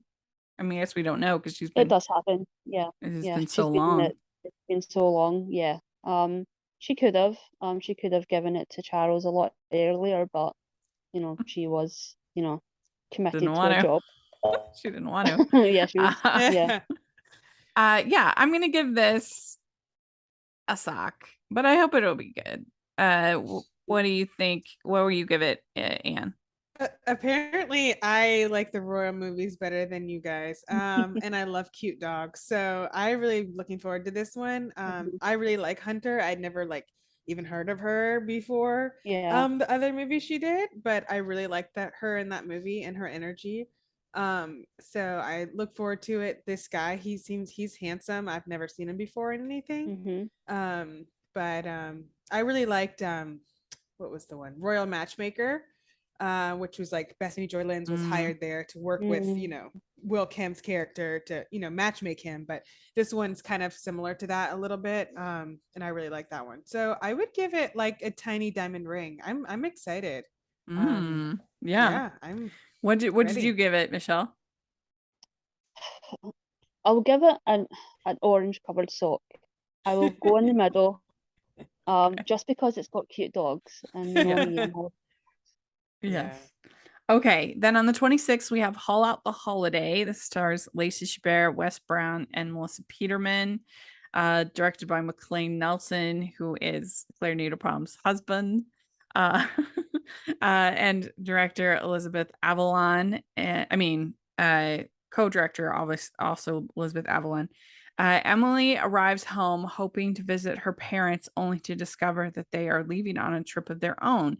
As she stays at their house for the holidays, their HOA is determined to get Emily to participate in the neighborhood's many Christmas festivities.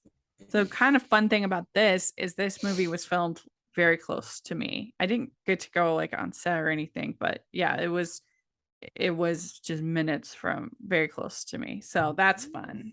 There's a Utah movie. You know, I thought Lacey's had a pretty good run lately. That I've been enjoying her movies quite a bit. I mean, this HOA sounds like something else. I love Wes Brown. I love Melissa Peterman. She's done like one other small role in a Hallmark movie, in the gingerbread one, but I love her. I love Reba. I love that show, and she was so funny in that show, and she was funny on Baby Daddy, and so I'm excited to see her. So I'm gonna give this. I think the story sounds fun enough. I might give this. I'm gonna go diamond ring on this. It's got Lacey, Wes, Melissa. It sounds kind of got shenanigans. So what do you think, Michelle? Yeah, I mean, I love Lacey. She's, you know, rock solid when it comes to Hallmark. And I think, yeah, I agree. She's had an incredible year. And I love the title. I actually really like this title. Yeah, it's a fun title. Yeah. And Stephen Tobolowsky's in it, which is surprising.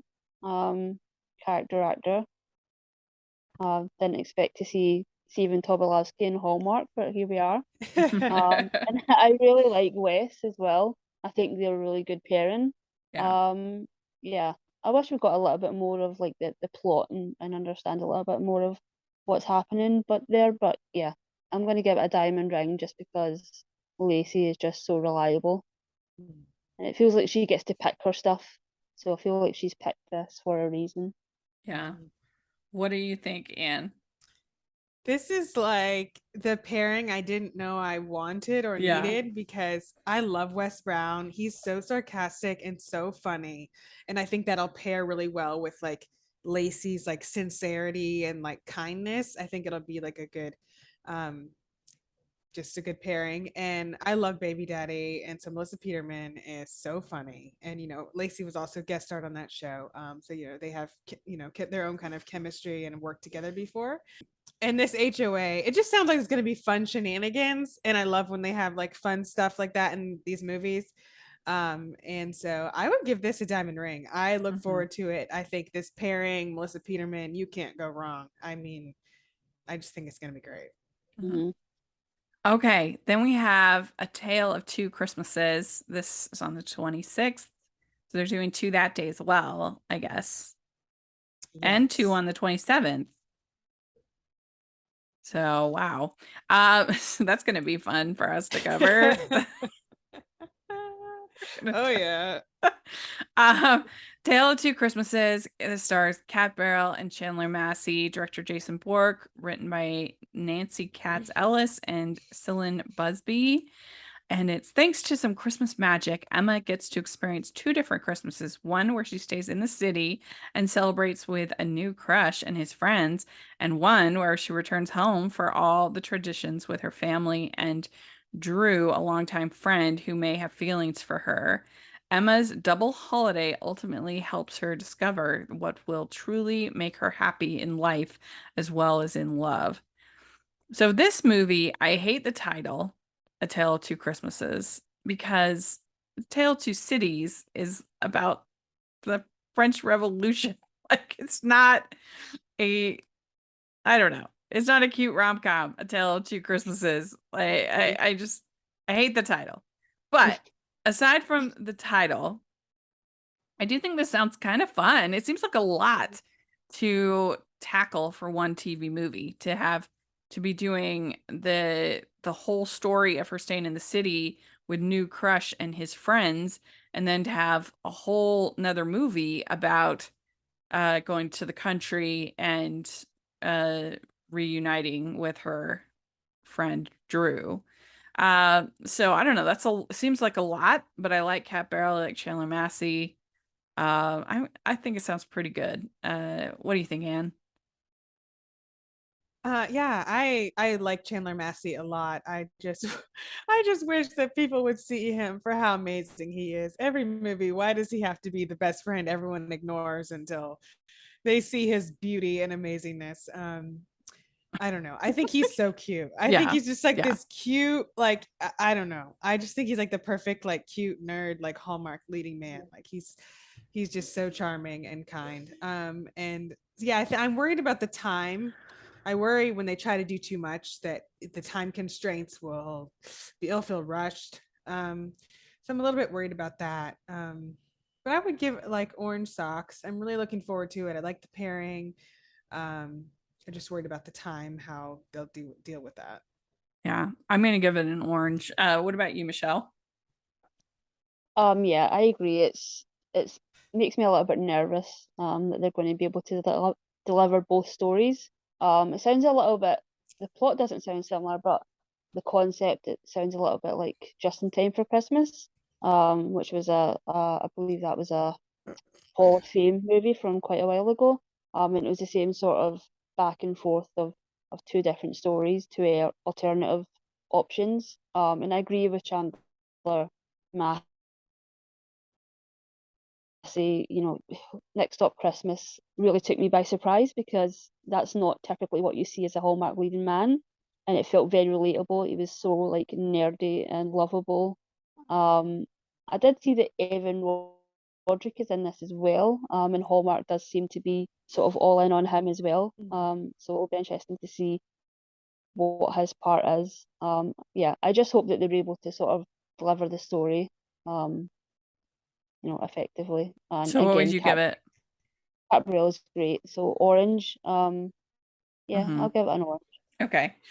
So then we have a holiday spectaculars on the 27th. It's Anne Margaret, E. Plum, Derek Klena, Gina Claire Mason, uh, writer Julie Sherman Wolfe, director John Pooch, and set in 1958, follows Maggie, who sneaks up to New York City to make her secret dream come true, dancing live on the stage in the Christmas spectacular at Radio City Music Hall, putting her high society wedding plans on hold. What do you think of this, Michelle? Yeah, this is like right up there. This is probably, we did a little poll of our top three most anticipated. This was number two for me. This, I hope it's good. I mean, you've got like the perfect writer. The cast is wonderful. Derek Kalina, Broadway guy. So it ties in with the sort of Rockets aspect. Yeah. Yeah, I'm going to give this a diamond ring. I hope that it's as spectacular as the title suggests. I hope that it's just visually spectacular. Yes, I will also give it a diamond ring. It's hard to not be, especially with what Julie has been saying on social media about it being the greatest experience of her career and other things. So I mean, that's some hype.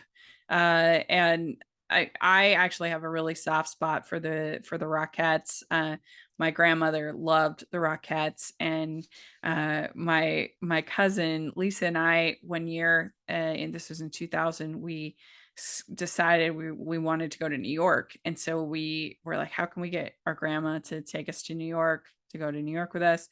And so we said, Grandma, we'll go and watch the Rockettes in New York.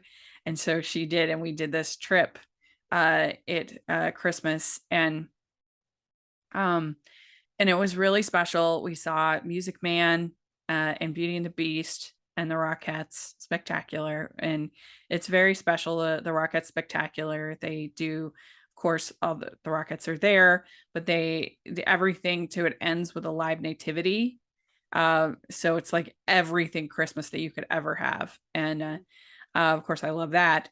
And my cousin Lisa actually passed away in the next April, and so the trip will always be very special to me because it's just a good reminder to go and do whatever it is you're thinking of doing. Do it. Don't wait, because we would not. There was, I mean, she had chronic bad health, but we did not expect it. We did not think that she would pass away in April and of that year, of the next year. And so I don't know, just something that's very special to me. So this was gonna be a very emotional movie for me to watch.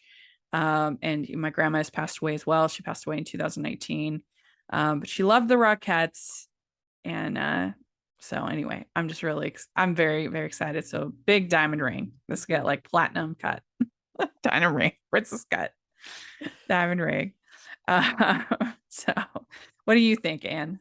Rachel, that's so special. That I know that you're gonna love this movie. Even when I heard about this movie, because I knew that story, I was like, oh, I know Rachel will have a special connection to this movie and that she'll really like it. So I think that'll be great. I trust Julie. I don't know any of these actors, but I do trust Julie. I'm not really into like period piece stuff that much, unless it's Bridgerton, which is a totally different world, which is probably why I like it. So I'm kind of like, I don't really know. I have visited New York at Christmas, and it is amazing. And so, but I am kind of glad that they're doing a period piece, because at least it's something different. So yeah, that's true. That's true. It is something different that they don't usually do. And so, we have 40 movies. I like when they just do different things. So I think it's a good thing. And I think that like I said, I do trust Julie. So I think that'll be good. And, they picked, I know the guys from Broadway, and I don't know Gina, but she seems good. And the promos I've seen are good. So I would give it like cute Christmas socks, just because I don't know, but I think it's going to be way better than that. That's just my initial rating. All right, so then we have Christmas Cookie Catastrophe on the 27th with Rachel Boston and Victor Webster, director Jeff Beasley, writer Robin Gadsby, and this is Katie Sackhoff's husband. So because when we interviewed her, she said that they pitched like 5 or 6 some scripts, and that I think they bought 3 of them. So I think that's right. Yeah. So I guess this is one. Yeah. So it's Annie Cooper has big shoes to fill when she takes over as CEO of her late grandmother's small town cookie company and is doing her best to help their struggling business get back on track. That task gets more daunting when her grandmother's secret recipe is stolen during the Christmas party. As Annie tries to crack the case and uncover the culprit, she works with Sam, the owner of a local bakery, to recreate the recipe in the hopes of saving the company and her job. As Annie and Sam bake batch after batch in pursuit of the perfect one, they begin to learn that their lives go together like milk and cookies. Way to go, summary writer. You did a very good job. Love that summary. I mean, it is kind of amazing that nobody would know, like, just these long time, businesses, bakeries, things like that.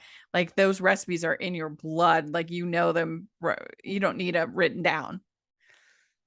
But nevertheless, that doesn't seem to be the case here. And so, yeah, I mean, it sounds cute to me. Rachel Boston, Victor Webster, I think will have good chemistry. I think they'll do well. So yeah, I'm gonna give this an orange, maybe even a diamond ring. I don't know. I'm gonna give it a really nice Harry and David orange. Yummy orange. But and Michelle, what do you think? It sounds so classic Hallmark. Which I feel like this could be like a really comforting movie in that sense. Really reliable. And I do love that. I love the title. I like that we have a sort of baking disaster movie. You know, yeah. Mhm. The plot is again for how long it is. There's not much there. I mean, And I know, the crack the case and uncover the culprit. and I know that Robin is such a big fan of Hallmark. Katie spoke about that. So it feels right that he's sort of written a very classic Hallmark movie. And I hope that his sort of appreciation and fan love of these movies sort of translates in the script. And the casting is solid, completely solid. Director, Just One Kiss was his last movie. Again, solid. Right. So yeah, I'm going to give it an orange. Oh, the director, you mean? Yeah, the director. Oh, Yeah. okay, yeah. Okay. What do you think of this, Anne? I think this sounds so fun. The title's fun. The Yeah. pairing is awesome. I love Victor. My mom says he's always a chef, so I guess she's right because he's cooking in this movie too. She's like, "Oh, I know him. He's always the one cooking."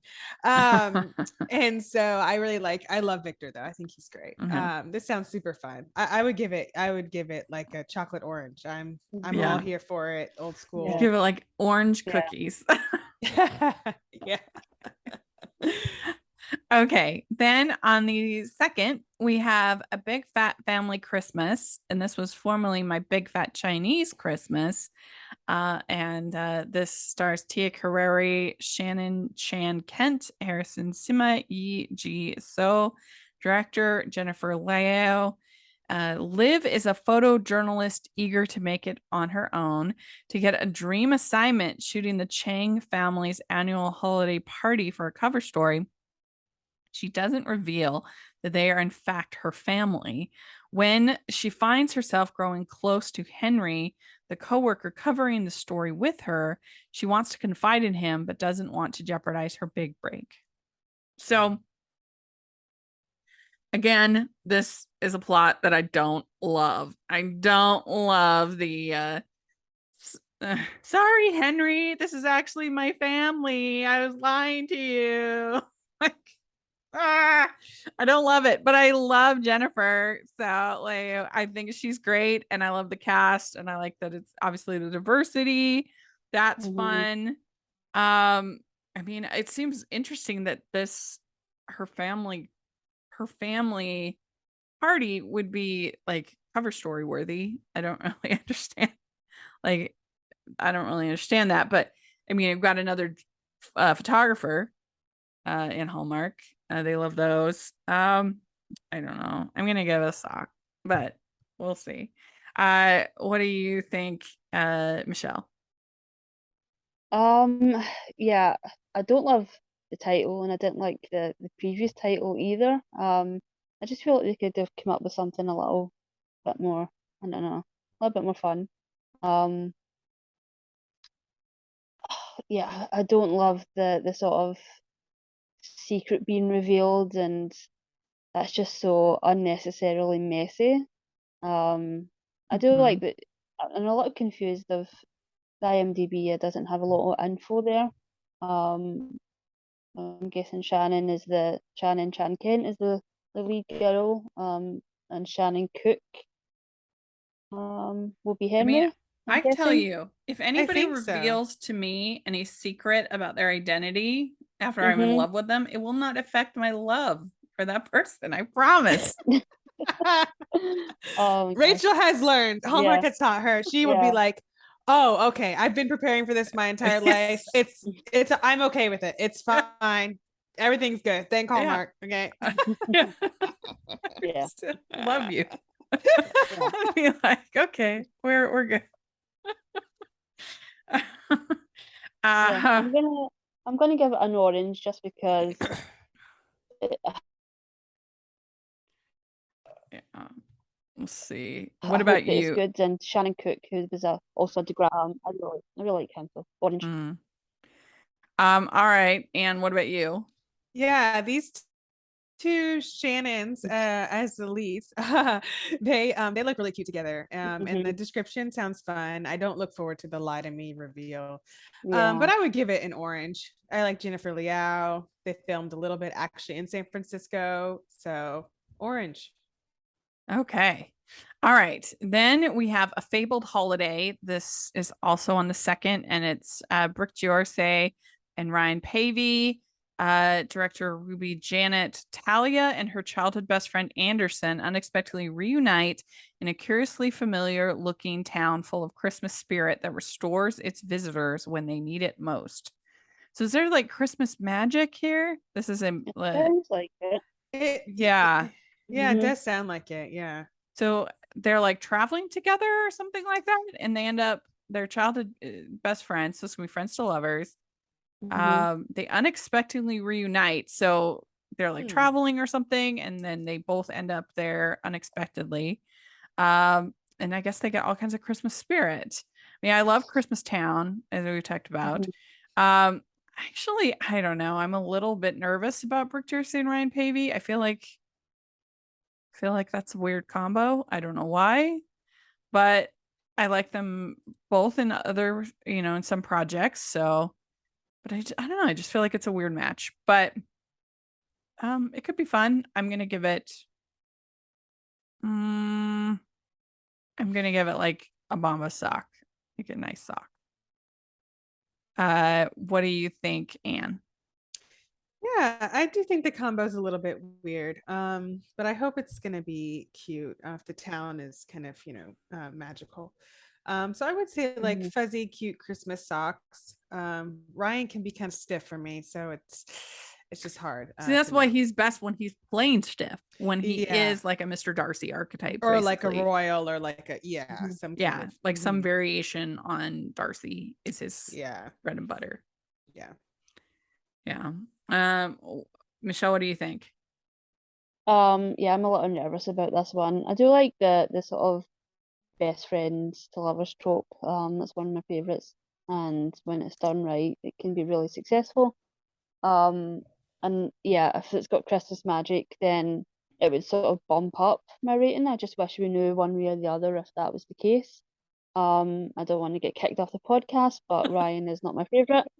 I do think that Brooks had a good year. I really liked her movie this year, The Wedding of a Lifetime. I thought she was really good in that. I haven't seen it yet. I've got it on my DVR.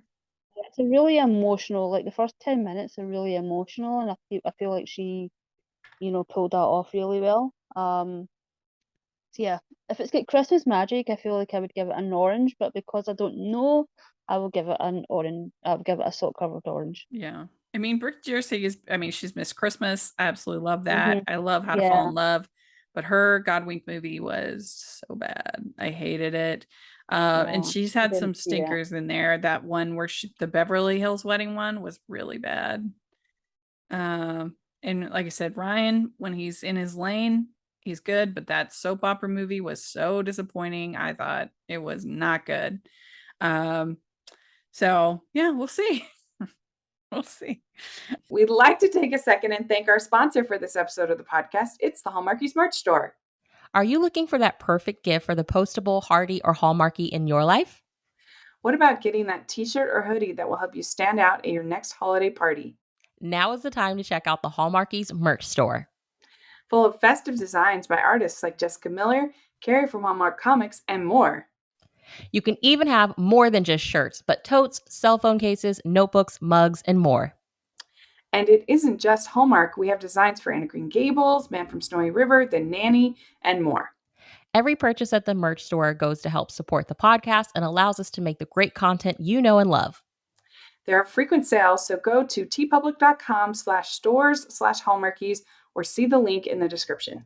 That's tpublic.com/stores/Hallmarkies. We have Undercover Holiday. This is on the 4th.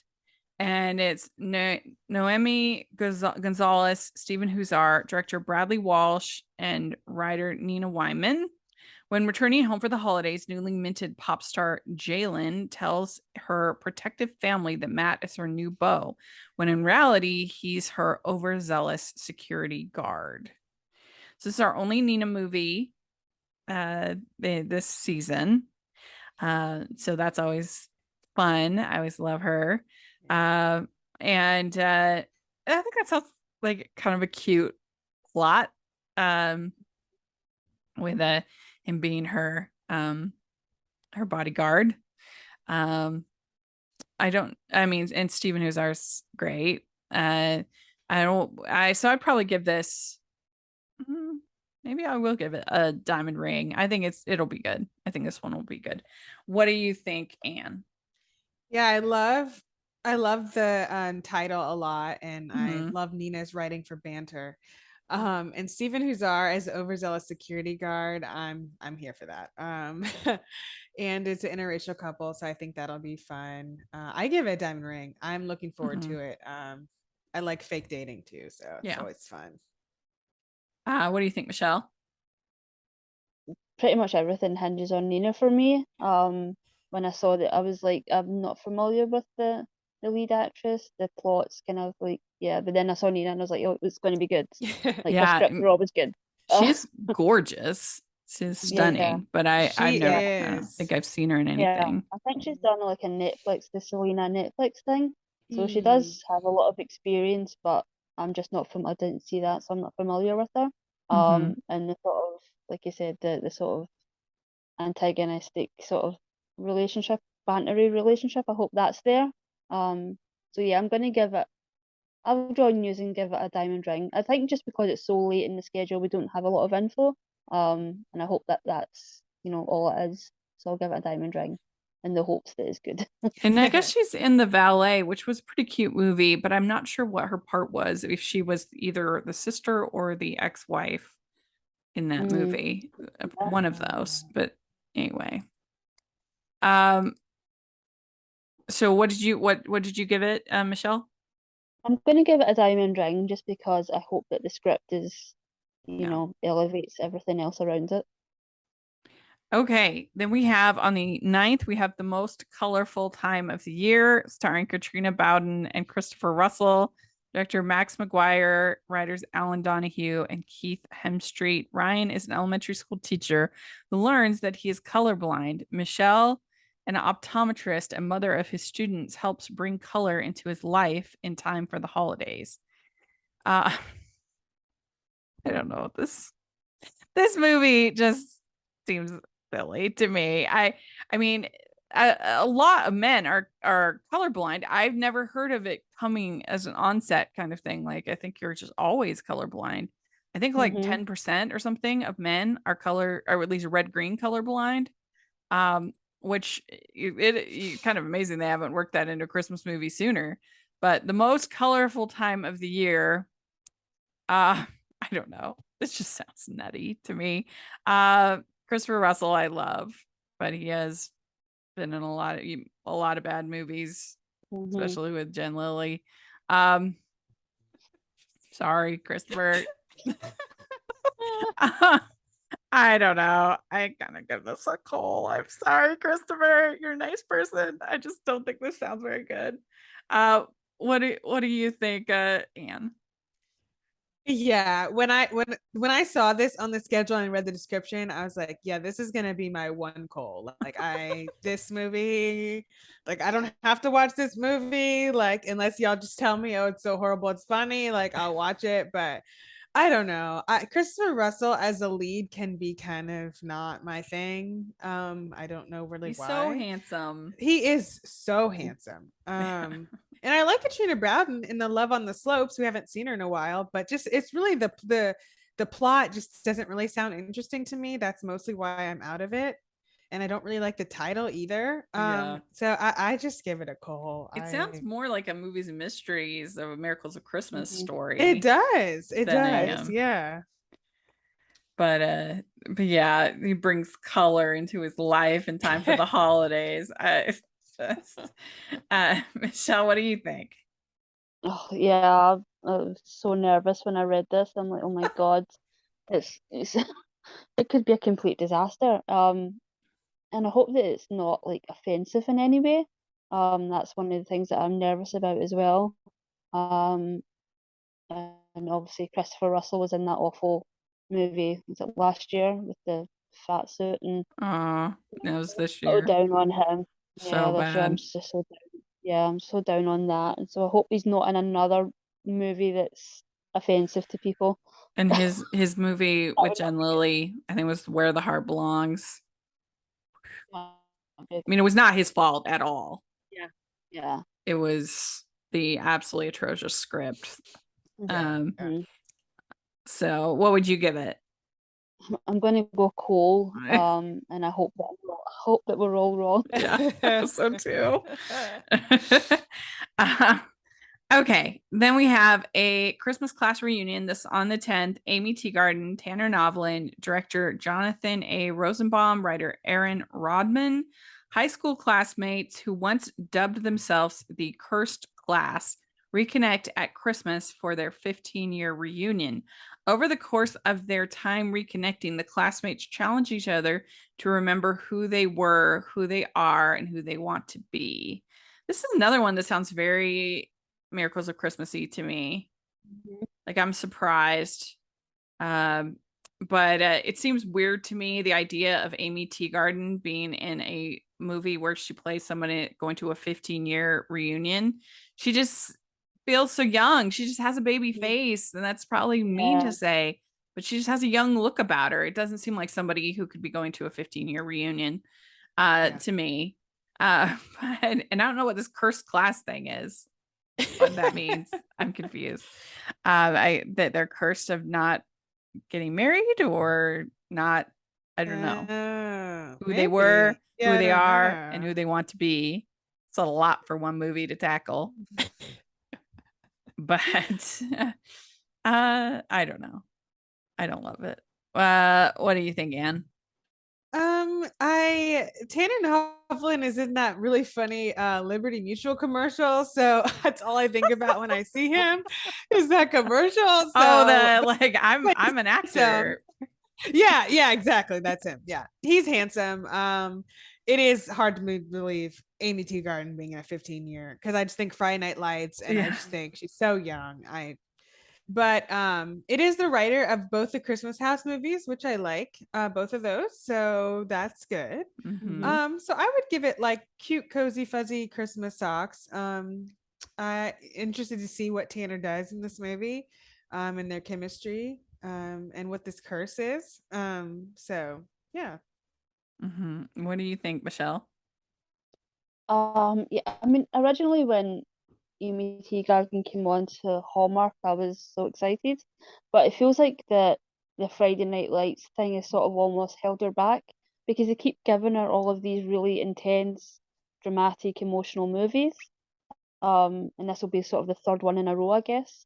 I Yeah. think a Christmas one last year was a family one, that was an emotional one. Oh yeah. And Yeah. again, this feels like again it's on Yeah, she went, and then she was in the maybe the wrong network. yeah, she The was Heart in of the the New Matter Year's as movie well. too. Hmm. Yeah, and the heart of the matter. Yeah. Yeah, yeah. So I just wish they would give her something fun to do. Um, Tanner, I'm familiar a little bit with him from Roswell. Um, yeah, I hope it's good. The writer's solid, so that's a plus. So yeah, I'm gonna give it an orange in the hopes that it's good. Yeah, it's never good when your like bar is like Liberty Mutual ad. It's got to be better than the Liberty Mutual ad. But, I'm gonna give this. uh, I'm gonna give it a sock, but it's like a coal dusted sock. I'm pretty close on there. So, all right. On the 11th, we have the holiday sitter, Jonathan Bennett, George Krissa, Chelsea Hobbs, director Ali Liebert, writer Greg Baldwin, Tracy Andreen. Sam is a workaholic bachelor who babysits his niece and nephew before the holidays when his sister and her husband have to go out of town. Completely out of his element, he recruits help from their handsome neighbor Jason and finds himself in an unexpected romance.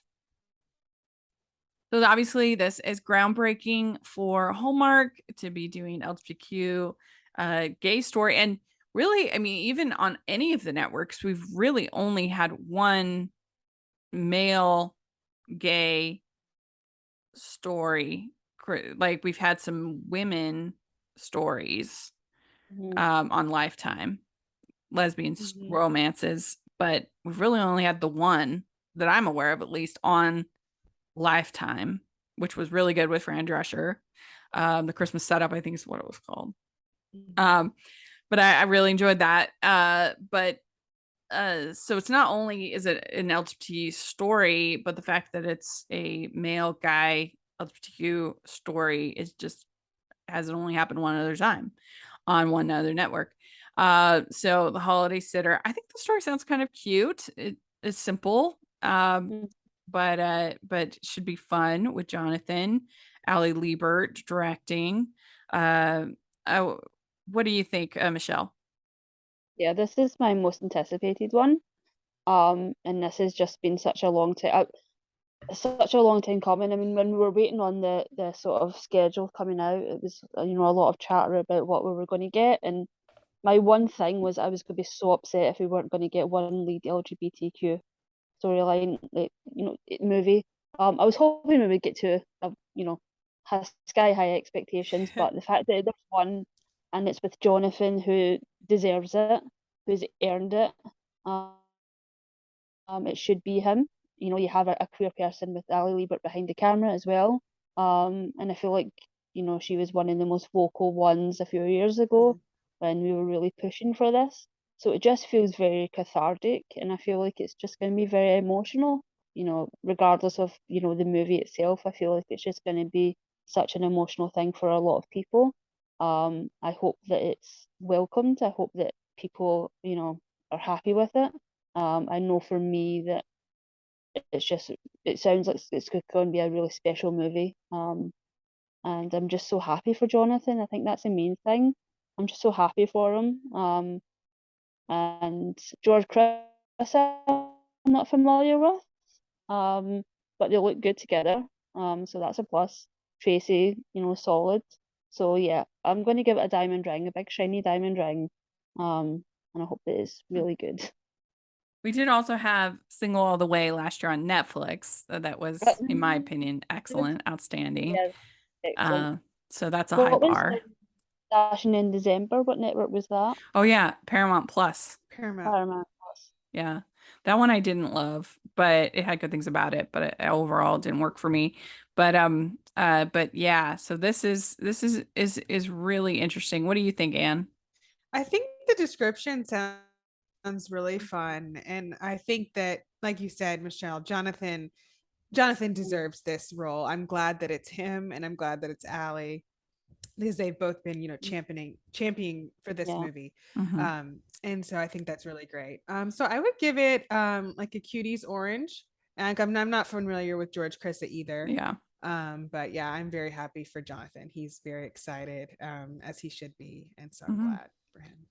And if you don't want to watch this movie, there's literally 40 movies that you can watch. Exactly. Knock yourself out. Have a great time. I mean, who cares if like one movie isn't made for you? Yeah. No, I give it a diamond ring as well. I think it's going to be good. Okay. Almost done. We have Holiday Heritage. This is on the 16th. This is Lindy Greenwood, Brooks Darnell, Holly Robinson Pete. Ella returns to her hometown to mend fences with her fractured family. With the help of Griffin, her ex-boyfriend, she encourages her family to celebrate Christmas and Kwanzaa and to heal their past wounds before it's too late. This is another one that seems very Miracles of Christmas to me. And I kind of wonder if they put it on Hallmark Channel just because of the Kwanzaa element. Is this actually a Mahogany movie? Do you know, Anne? They only officially said that The Holiday Stocking was a Mahogany movie. Okay. That's going to be on Miracles of Christmas. They didn't say this one was officially under the banner. But it does seem like feel like they put it on Hallmark Channel, but it does seem like it should be on Movies and Mysteries. Maybe they just wanted more people to watch it. I'm not really sure. But yeah, it does All this seem more past dramatic. wounds and stuff that feels miraclesy to Yeah. me. Mm-hmm. Yeah. But what do you think, Michelle? Yeah, I'm excited about this. I admittedly don't know much about Kwanzaa, so that's got me excited to learn a little bit more about that. You know, you've got Holly, you know, solid. I think she's had, you know, a really good, you know, couple of years. I liked her last movie, this year, this road trip one that she did. I don't think I'm familiar with Lindsay Greenwood. Her name sounds familiar. She was in She Every Time a looks. Bell Rings. Oh, Oh, is yeah, she? yeah, And yeah. She she's looks about a. to be in Girlfriendship. She looks a Yeah. lot like Zoe Saldana to me. The She Expanse. does. Yeah, I've seen her in The Expanse. That's the thing. I was like, I'm sure I've seen her name. So yeah, I'm excited.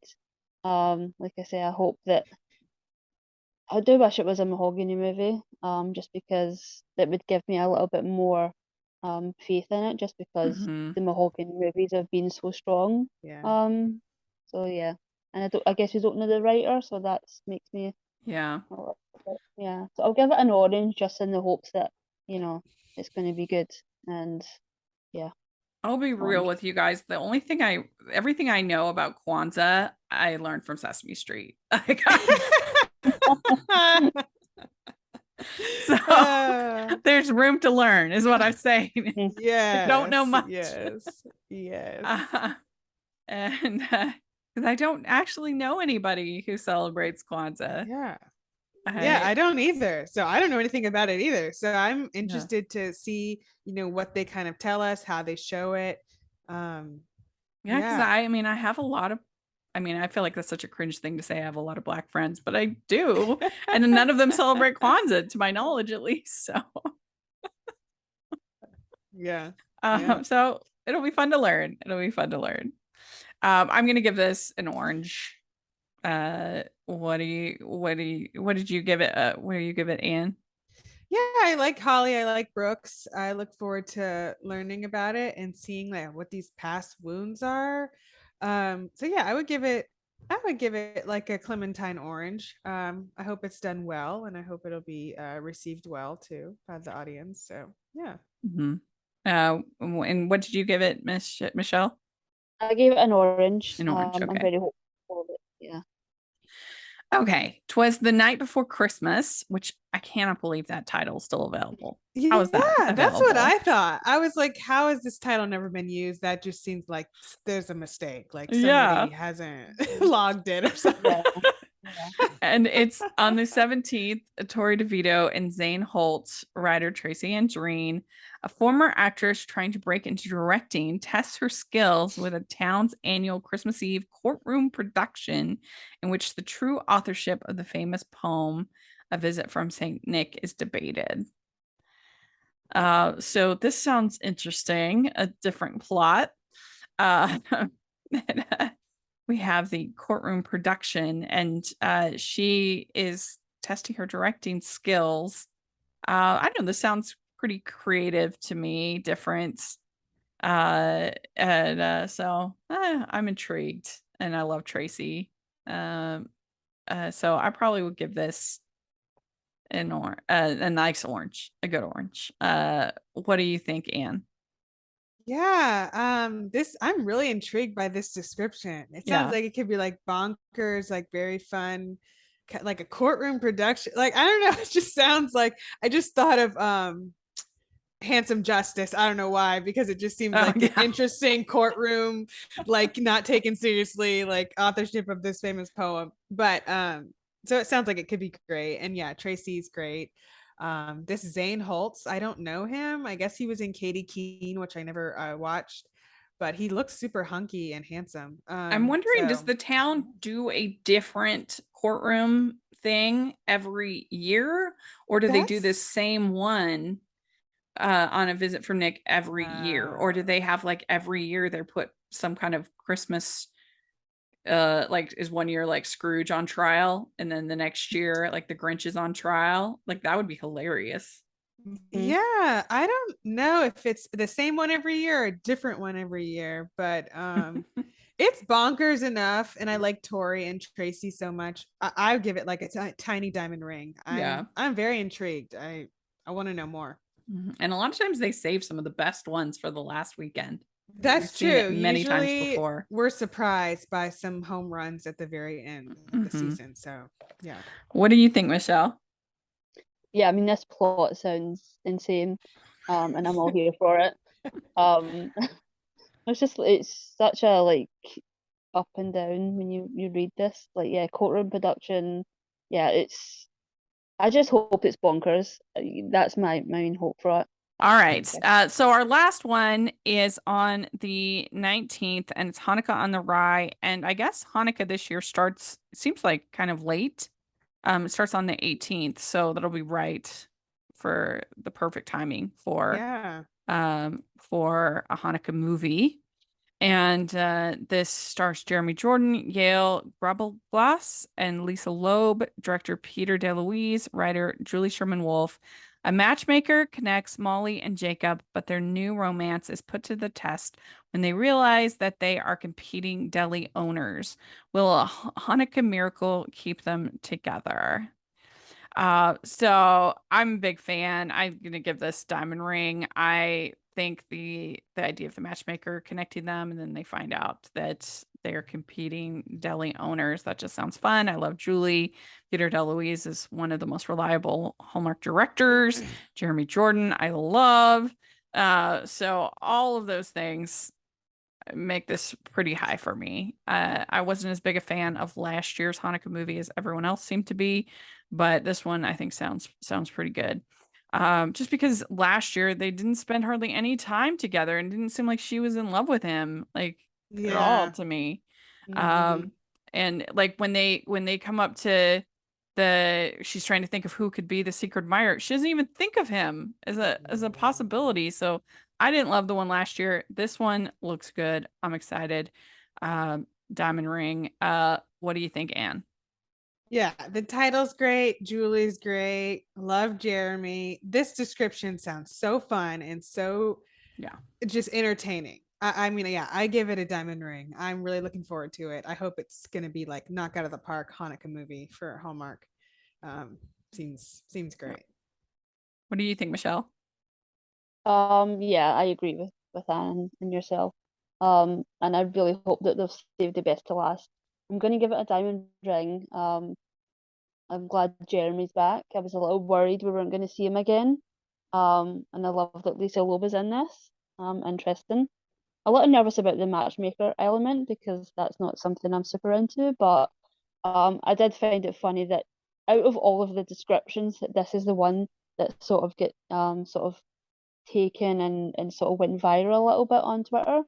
Like I've seen so many tweets of like, oh my God, there's like a competing like deli owners Hallmark movie this year, and I'm like, there's so many other ones that are sounding way more bonkers than this. Yeah, we got hashtag Xmas. Yeah, we got hashtag Xmas. Come on. But yeah, like I said, I hope that this is better than last year's movie. But yeah, diamond ring, for me. All right, we did it. We finished. We oh my finished. gosh. That's a lot This of is movies. actually pretty good. I feel like we usually go longer, so I feel like we did pretty good with the time. I think so. Considering the 5-minute internet, average, take out that, it's pretty good timing. I think so. And I would say I think all of us, the 3 Men and a Christmas Baby, whatever one is our most excited. Yes. Do we agree? Yeah. For all of us. So let us know what you think and what ranking would you give to, if you're listening, you would give to these movies. We would love to hear your thoughts in the comment section or on Twitter. And Anne, where can people find you? You can find me on Twitter and Instagram at awscott21. Great. And Michelle? You can find me on Twitter at Michelle R. Benson. Great. And you can find me at Rachel's Reviews, all of our social media, iTunes, YouTube, and on Rotten Tomatoes. And also make sure you're following the podcast at Hallmarkies Pod and Hallmarkies Podcast all of our social media. And if you're listening on iTunes, please leave your ratings and reviews. It really helps people to find the podcast and could help us out this holiday season. So please help us with that. And if you are watching on YouTube, please give the video a thumbs up and subscribe to the channel. We also have our patron group, which we're going to be having early releases and watch alongs and all kinds of fun content going on this season. So you definitely want to be a part. If you're a Christmas movie fan, you want to be a part of the Hallmarkies Patreon this season. It's definitely worth your investment, and we sure appreciate it. And then we also have the merch store, which has tons of fun festive design. So please take a look at that.